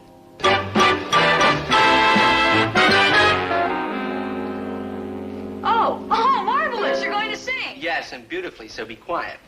Oh, Lord Jeffrey Amherst was a soldier of the king, and he came from across the sea. To the Frenchmen and the Indians, he didn't do a thing in the wilds of this wild country. In the wilds of this wild country. And for his royal majesty, he fought with all his might, for he was a soldier. Hey, Doe, where you been? Around. Gee, I hardly ever see you anymore, good buddy. I thought once you got that rotten Zelda hook back, we could hack around all the time, but I ain't seen you in days. I've been busy. Yeah, too bad, cause you wanna know where I just was? No, Maynard. I was downtown watching them knock down the old Endicott building. You see, they got this big crane, see? And on the end is this iron ball. And this guy whams it into the building.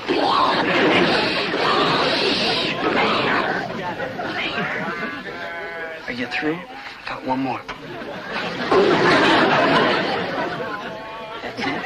That's it. I'm delighted. You don't look delighted, you look miserable. In fact, you've been looking miserable ever since you got rid of Zelda so you could be happy. Maynard, that's true. You ain't in love with that small girl, are you? It's not a question of love. It's just a question of losing something that you were used to. Yeah, it's too bad you figured out such a smart way to get rid of her. What do you mean? I mean, you used up all your smartness, and now you'll never figure out a way to get her back. Never. What's the use kidding? You're right. I couldn't think of a thing, not one single thing, to get Zelda back. Oh, by the way, did I tell you I want her back? Well, I do. If you're surprised, how do you think I felt? But if our professor was right about heredity, I was a gone goose. And our professor was always right. So I'd never get Zelda back. But was he right? Couldn't there be some chance, some tiny little chance, that this one time he was wrong? Not a chance. Not an itsy Not a bitsy smidgen of an iota of a chance. Mr. Gillis, in all the years I've done this experiment, the smart mouse always runs the maze faster. Always? Always? The dumb one never wins? Never. It don't seem fair. But how do you know that's on account of heredity? Couldn't there be some other reason? Mr. Gillis, I'm not trying to tell you that heredity is the only factor of counts. Of course there are others, and they are very important, too. But you can't discount heredity. It's a fact that bright parents produce bright offspring. You're sure? Why all this sudden interest in white mice, Mr. Gillis? Oh, just scientific curiosity. Yeah, and besides, he snowed Zelda into getting off his back on account of this heredity jazz. And now that he's got her off his back, he wants her back on his back. But to get her back, you have to prove that heredity doesn't work. For instance, if in class today I let the mice run the maze again, and this time the dumb mouse beat the smart mouse, that would sort of knock my statements about heredity into a cocked hat. Not only that, it would prove they weren't true. Would you? Would you let the mice run again today, please, sir? Maybe it'd come out different this time. It wouldn't. How come? Because they were just fed a few hours ago, and no mouse, no matter how bright, will run the maze unless it's hungry. I mean, look how complicated it is just for it to get to the cheese. They just won't take the trouble unless their bellies are good and empty. There's no incentive. Oh, me too. I mean, when my belly's all full up, I won't even get up to turn off the television. Last night I watched TV till 2 a.m., and the set wasn't even on. How soon can the mice run the maze again? Tomorrow, provided they're not fed before then. Professor, would you? Oh. All right, Mr. Gillis, I'll let them run tomorrow if it's that important to you. No, it's not that important. I mean, I don't really care. I mean, what have I got at stake? Except my life. Hey, Doe, you want to go downtown and watch that guy flip flapjacks in the window? Hey, you want to go to the stockyards and watch them dip sheep? Well, you want to see my appendix scar? Oh. Hi, Zelda. Hi, small girl. Hello, chaps. Going anywhere in particular? Oh, no. I just put on my satin back crepe, my rhinestone earrings, and my glass slippers just to knock around in. Oh, date with Chatsworth, huh? Good thinking. Good evening, Zelda, my little antelope. Hi, Chatsy. You look divine. Yes, I do, rather, don't I? Come, my pretty, let the revels begin. What enchanting divertisements have you planned for us tonight, my clever... Oh, nothing special.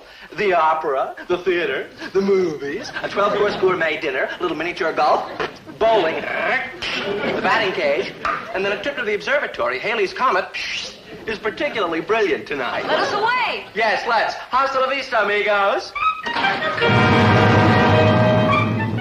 Julie. Like Doom. I'll never get her back. Well, you always got me, good buddy. Doomed. Like Doom. And after tomorrow, I'll be totally and completely doomed. What's tomorrow? Don't you remember tomorrow's when the professor does the experiment with the mice again? And of course, it's going to end up the same way again. If I ever had a chance of getting Zelda back, it'll be gone for sure tomorrow. Like doomed. I feel rotten. Yeah, let's get something to eat. Let's get something to eat. 5 innocent words. Let's get something to eat.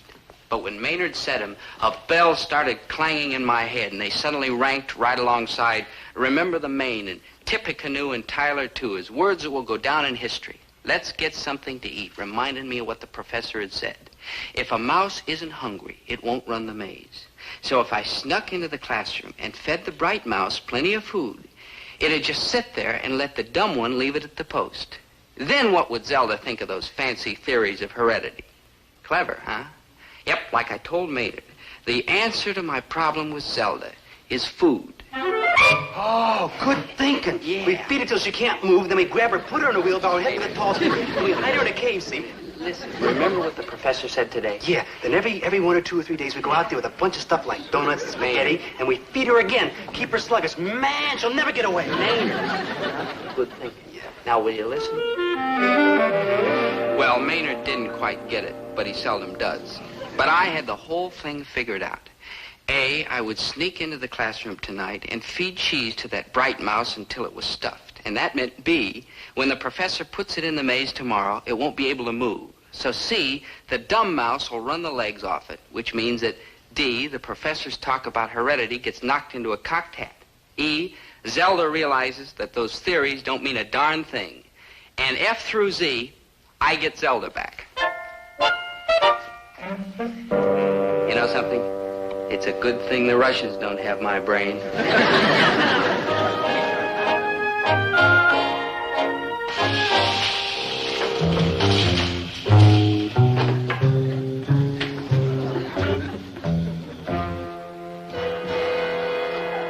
BF 436, bright female. That's the one, Maynard. Hi, little squeaky buddy. Look, we brought you something good to eat. Cheese. Yes, sir, little mouse. Here you are. Eat hearty. Yeah, go on, eat. It's yummy. Sure it is. You'll love it. All mice love cheese. All mice love cheese. Hey, Doe, maybe he doesn't know he's a mouse. It's delicious. Here, I'll eat some myself. He's not even watching, Maynard. Please, Mouse, just try a little. You'll love it. Yeah, and it's good for you. Chock full of vitamins and like that. Please? Look, don't be a rat, you mouse. What was that? Somebody's coming. Come on this way. That's all right. In the broom closet. Good thinking. Dane! It's me! Dope, I'm scared. Shh. Don't talk. Don't whisper. Don't even breathe. Maynard, I told you not to breathe. I'm not breathing. Hey, Dope, there's somebody else in the closet with us. Ridiculous. Maynard, that couldn't possibly. Do something good, buddy? Yeah, a little chin, little nose, 2 little eyes. Yeah. Like Zelda? Like Zelda.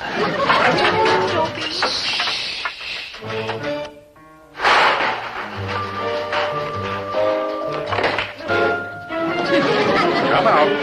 Come out, please.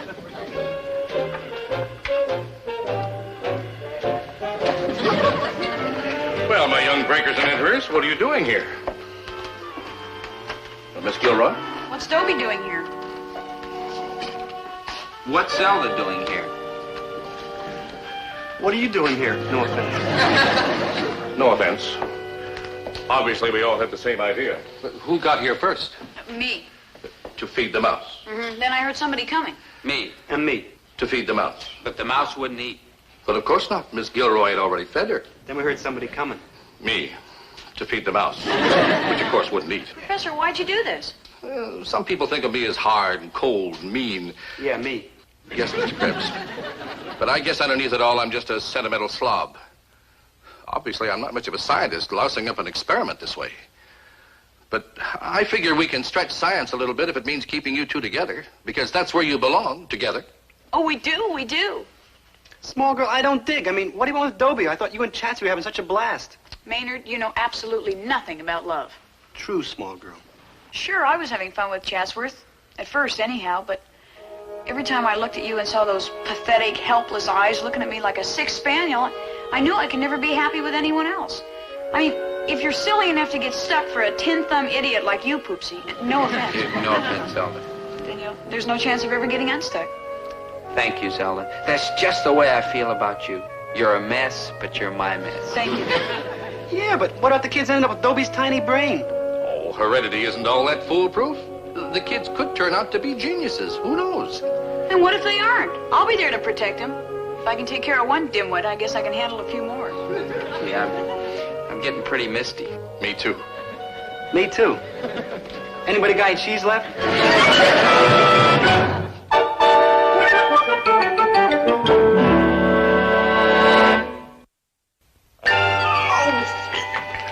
Mumsy, will you listen? I certainly will not. I told you very distinctly to get rid of this desiccated creature and start going around with this beady-eyed little girl. Mumsy, that's what I'm trying to tell you. Zelda won't have me. Oh, smarter than I thought. Nothing personal, Mrs. Osborne. It's just that Dobie needs me. Well, he certainly needs something. In view of the circumstances, Mrs. Osborne, Zelda and I feel that she should return the gifts that Chatsworth gave her. Yeah, so I brought them back. Okay, Maynard.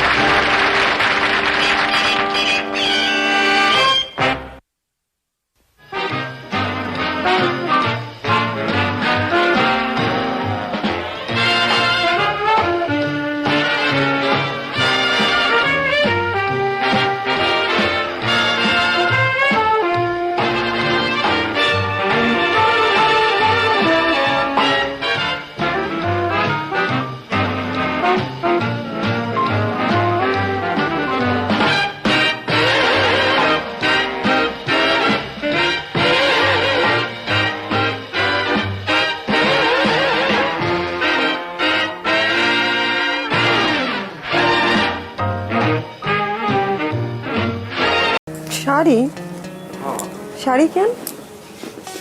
আমি কি তোরে কিছু দিতে পারি না? এমনি করে টাকা খরচ করলে টাকা জমাইবা কেমনে? দূর, একটা শাড়ির আর কতই দাম। শাড়িটা কিন্তু সুন্দর আছে। আচ্ছা, একটু পরে দেখা না। আরেকদিন পরবো। কি কস? পর না, তোরা অনেকদিন শাড়িতে দেখি না। রাবেয়া, রাবেয়া, খুলতেছি।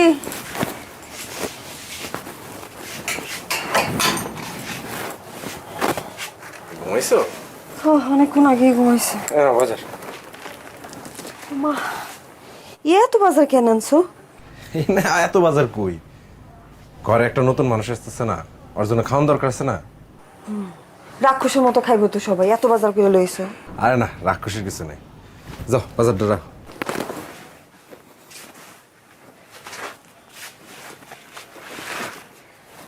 আমি চিন্তা করছি কি, ধার কর্জ করে হইলেও টাকা পয়সা জমা একটা সেকেন্ড হ্যান্ড মোটরসাইকেল কিনবো।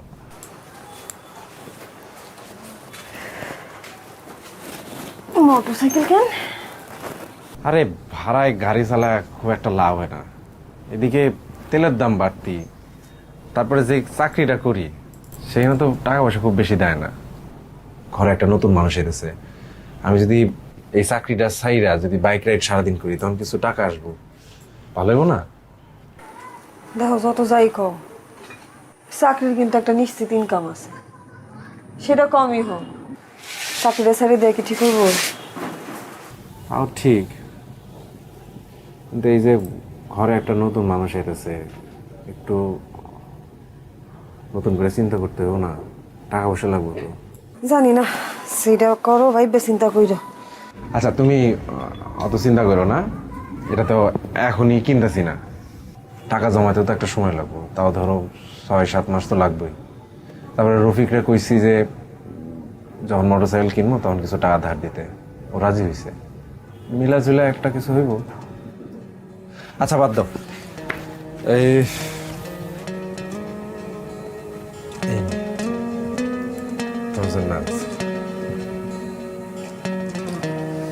শাড়ি? শাড়ি কেন? আমি কি তোরে কিছু দিতে পারি না? এমনি করে টাকা খরচ করলে টাকা জমাইবা কেমনে? দূর, একটা শাড়ির আর কতই দাম। শাড়িটা কিন্তু সুন্দর আছে। পছন্দ হয়েছে তো? আচ্ছা একটু পরে দেখা না। আরেকদিন পরবো। কি কস, পর না, তোরা অনেকদিন শাড়িতে দেখি না। শরীরটা ভালো লাগতেছে না। বেশি খারাপ লাগতেছে? আরেকদিন পরে দেখা। আচ্ছা ঠিক আছে, তাহলে খাবার দে। ও কি খাইছে? কি রে বাপ, আরে কি মশা রে।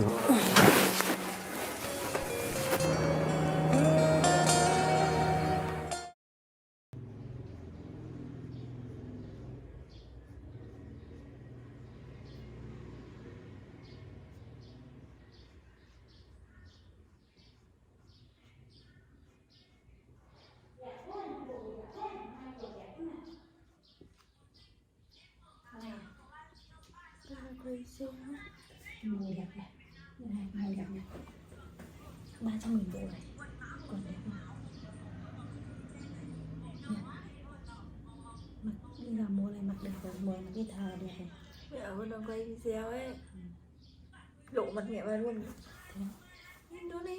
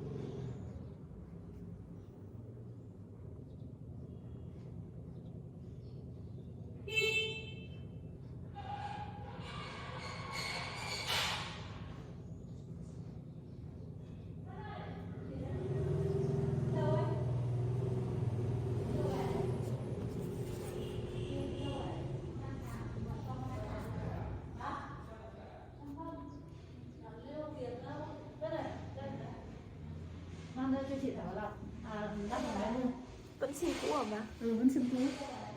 Bao giờ có cái đổi chuyển được sim mới không? Đó sao? Đổi cái sang tên chính chủ của bác. Lúc mà chị về, phải cả chị cả bá cùng lên chứ. Này cả bá đi nữa mới được. Phải bá phải để kết thúc cái sim của bá. Kết thúc cái lần trước bố con phải cả bố lên mà. Xong chị phải có thẻ nữa, nhưng chị chưa có thẻ sinh viên thôi. Chưa có. Mới học cũng chưa có. Chỉ có sang năm. Gì sang năm mấy nữa tháng nữa có. Tặng cái này. Đây. Có mua gì không? Còn thức ăn không? Thôi lần sau chị thảo về điện.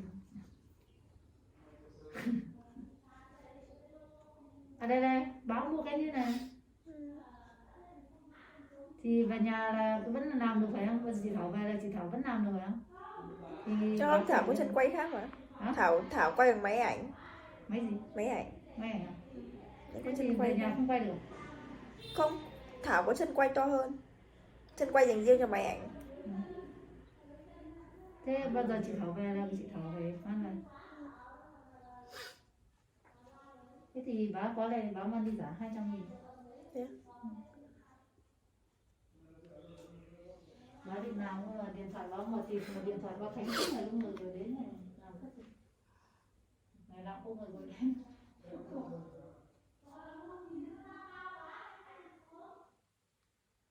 মজা হয়েছে? অসাধারণ হয়েছে। এই এমনি কি করে? ওই তুই ওরে দেখ চমকাই উঠছিস কেলা? ওর নাম লাইলি আর আজকে সব ওই রান্না করছে। কি?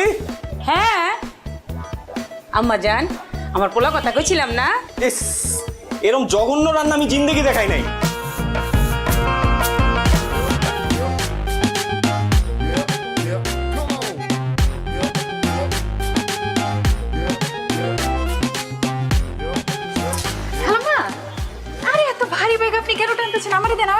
থাক আম্মা জান থাক আমি তো পারতাছি। সমস্যা না আপনার বাসার সামনে না আমি আগা দিতেছি চলেন। তুমি কেঠা মা? আমি তো চিন্তা পারতেছি না কোনখানে বাসা? আমার সামনের মহল্লা বাসা। আমার নাম লাইলি। ও লাইলি তুমি কি আমার চিনো? জি না খালাম্মা, আসলে আপনি তো আমার মায়ের বয়সী বুঝছেন না। আমার মা যদি এরকম বাজারের ব্যাগ টানতো আমি তো দিতাম না, আমি লয়ে নিতাম। ও আচ্ছা। তো খালাম্মা আপনার কোনো পোলা মায়া নাই? আছে তো, আমার একমাত্র পোলা আছে। তো চ্যাংরা পোলা থাকতে আপনার বাজারে যেতে হয় গেলা? তুমি যে কি কও, তুমি কিন্তু খুব ভালো কথা কইছো। আমি আসলে বাসায় দিকে তো মাঝে মাঝে নিজে হাট বাজার করি। তা আম্মা জান তুমি কেমনে জানলা আমার পোলা চ্যাংরা? ও আপনার বয়স দেখে আন্দাজ করছি আর কি আপনার পোলা চ্যাংরাই হবো। এইটা আপনার বাচ্চা? হ্যাঁ এই যে আশা পড়ছে, আমার বাসা আশা পড়ছে। যাও তুমি এত কষ্ট করছো, একটু চা পানি খিলাও। না না আজকে না, খালাম আরেকদিন আসুন। আচ্ছা আপনি নিশ্চয়ই কষ্ট পাইছেন তাই না? কষ্ট পাইলে মানে আপনি কইছেন আমারে, আমি যদি না যাই তাহলে তো খারাপ দেখে। তো আজকে যাই তাহলে চলো। আচ্ছা ম্যাডাম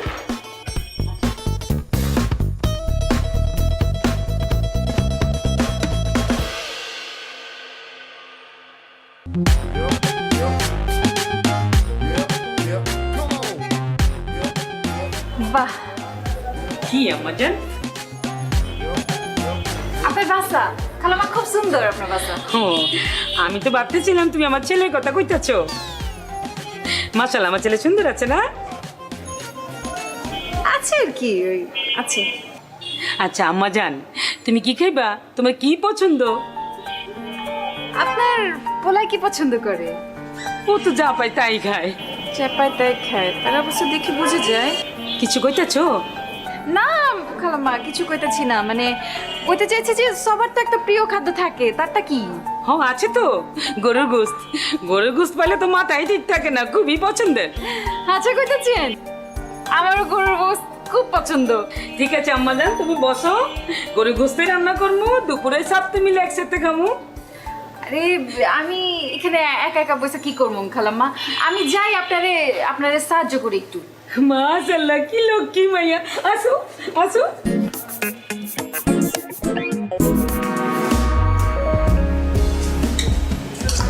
মা মাংসটা যা হয়েছে না মজা হয়েছে? অসাধারণ হয়েছে। এই এ মেয়ে কি করে? ওই তুই ওরে দেখ চমকাই উঠছিস কেলা? ওর নাম লাইলি আর আজকে সব ওই রান্না করছে। কি? হ্যাঁ আম্মা জান, আমার পোলা কথা কইছিলাম না? ইস, এরকম জঘন্য রান্না আমি জিন্দেগি দেখাই নাই। কি কইতাছস? একটু কি কইলি অসাধারণ, এখন কইতাছস ফালতু। মাথা গেছে নাকি? খালাম্মা, আমার মনে হয় গরমে মাথা গিলু গইলা গেছে গা। এই মেয়ে, তোমার সাহস তো কম না, তুমি এনে কেন আসছো? খালাম্মা আপনার সামনে আমরা ধমকাইতেছে। ওই তুই ওরে ধমকাস কেলা? হ্যাঁ ও আইছে তো কি হইছে? তোর কোনো সমস্যা আছে? ও জানোস না আজকে আমার এই রান্না বান্না কত সাহায্য করছে? জানতে চাই না, ওরা এখনই বাড়ি থেকে বাইরে যেতে বলো। কি কইতাছস?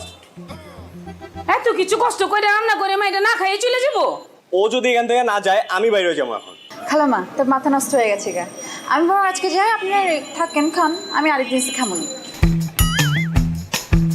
আমার জান, তুই এটা কি করলি? মা এটা খালি মুখে বিতে দিলি? তুমি ওরে চিনো না আম্মা, খুব ডেঞ্জারাস। আমার চিনার দরকার নেই, তুই বেশি করে খা। তোর খামুই না।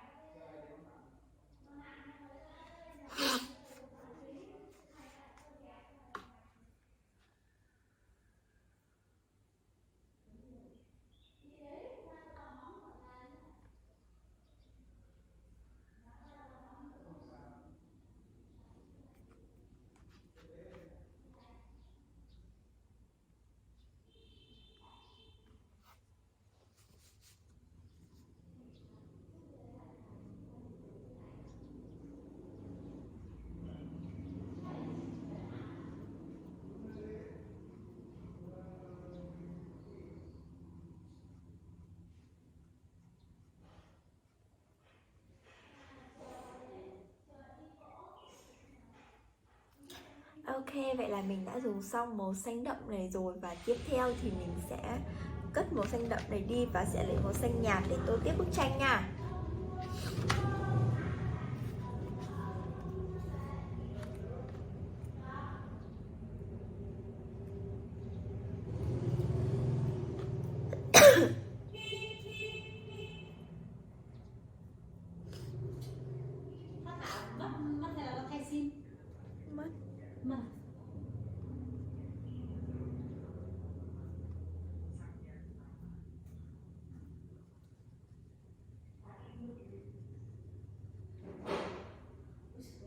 Cái gì cũng hay.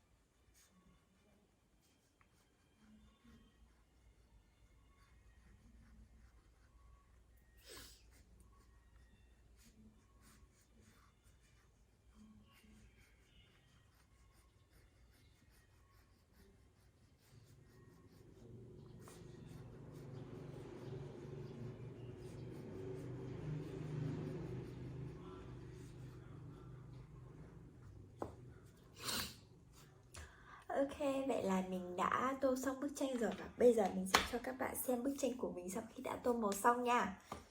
Và đây là bức tranh chiếc xe ô tô đồ chơi của mình sau khi đã được tô màu xong. Và nó giống với bức tranh mẫu đúng không? Và video của mình đến đây là kết thúc rồi. Xin chào và hẹn gặp lại các bạn ở video tiếp theo nha. Bye.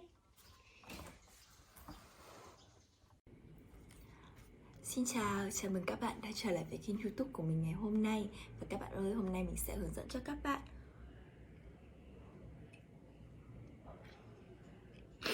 tô màu 2 quả bóng bay nha. Hôm nay mình sẽ hướng dẫn các bạn tô bức tranh này.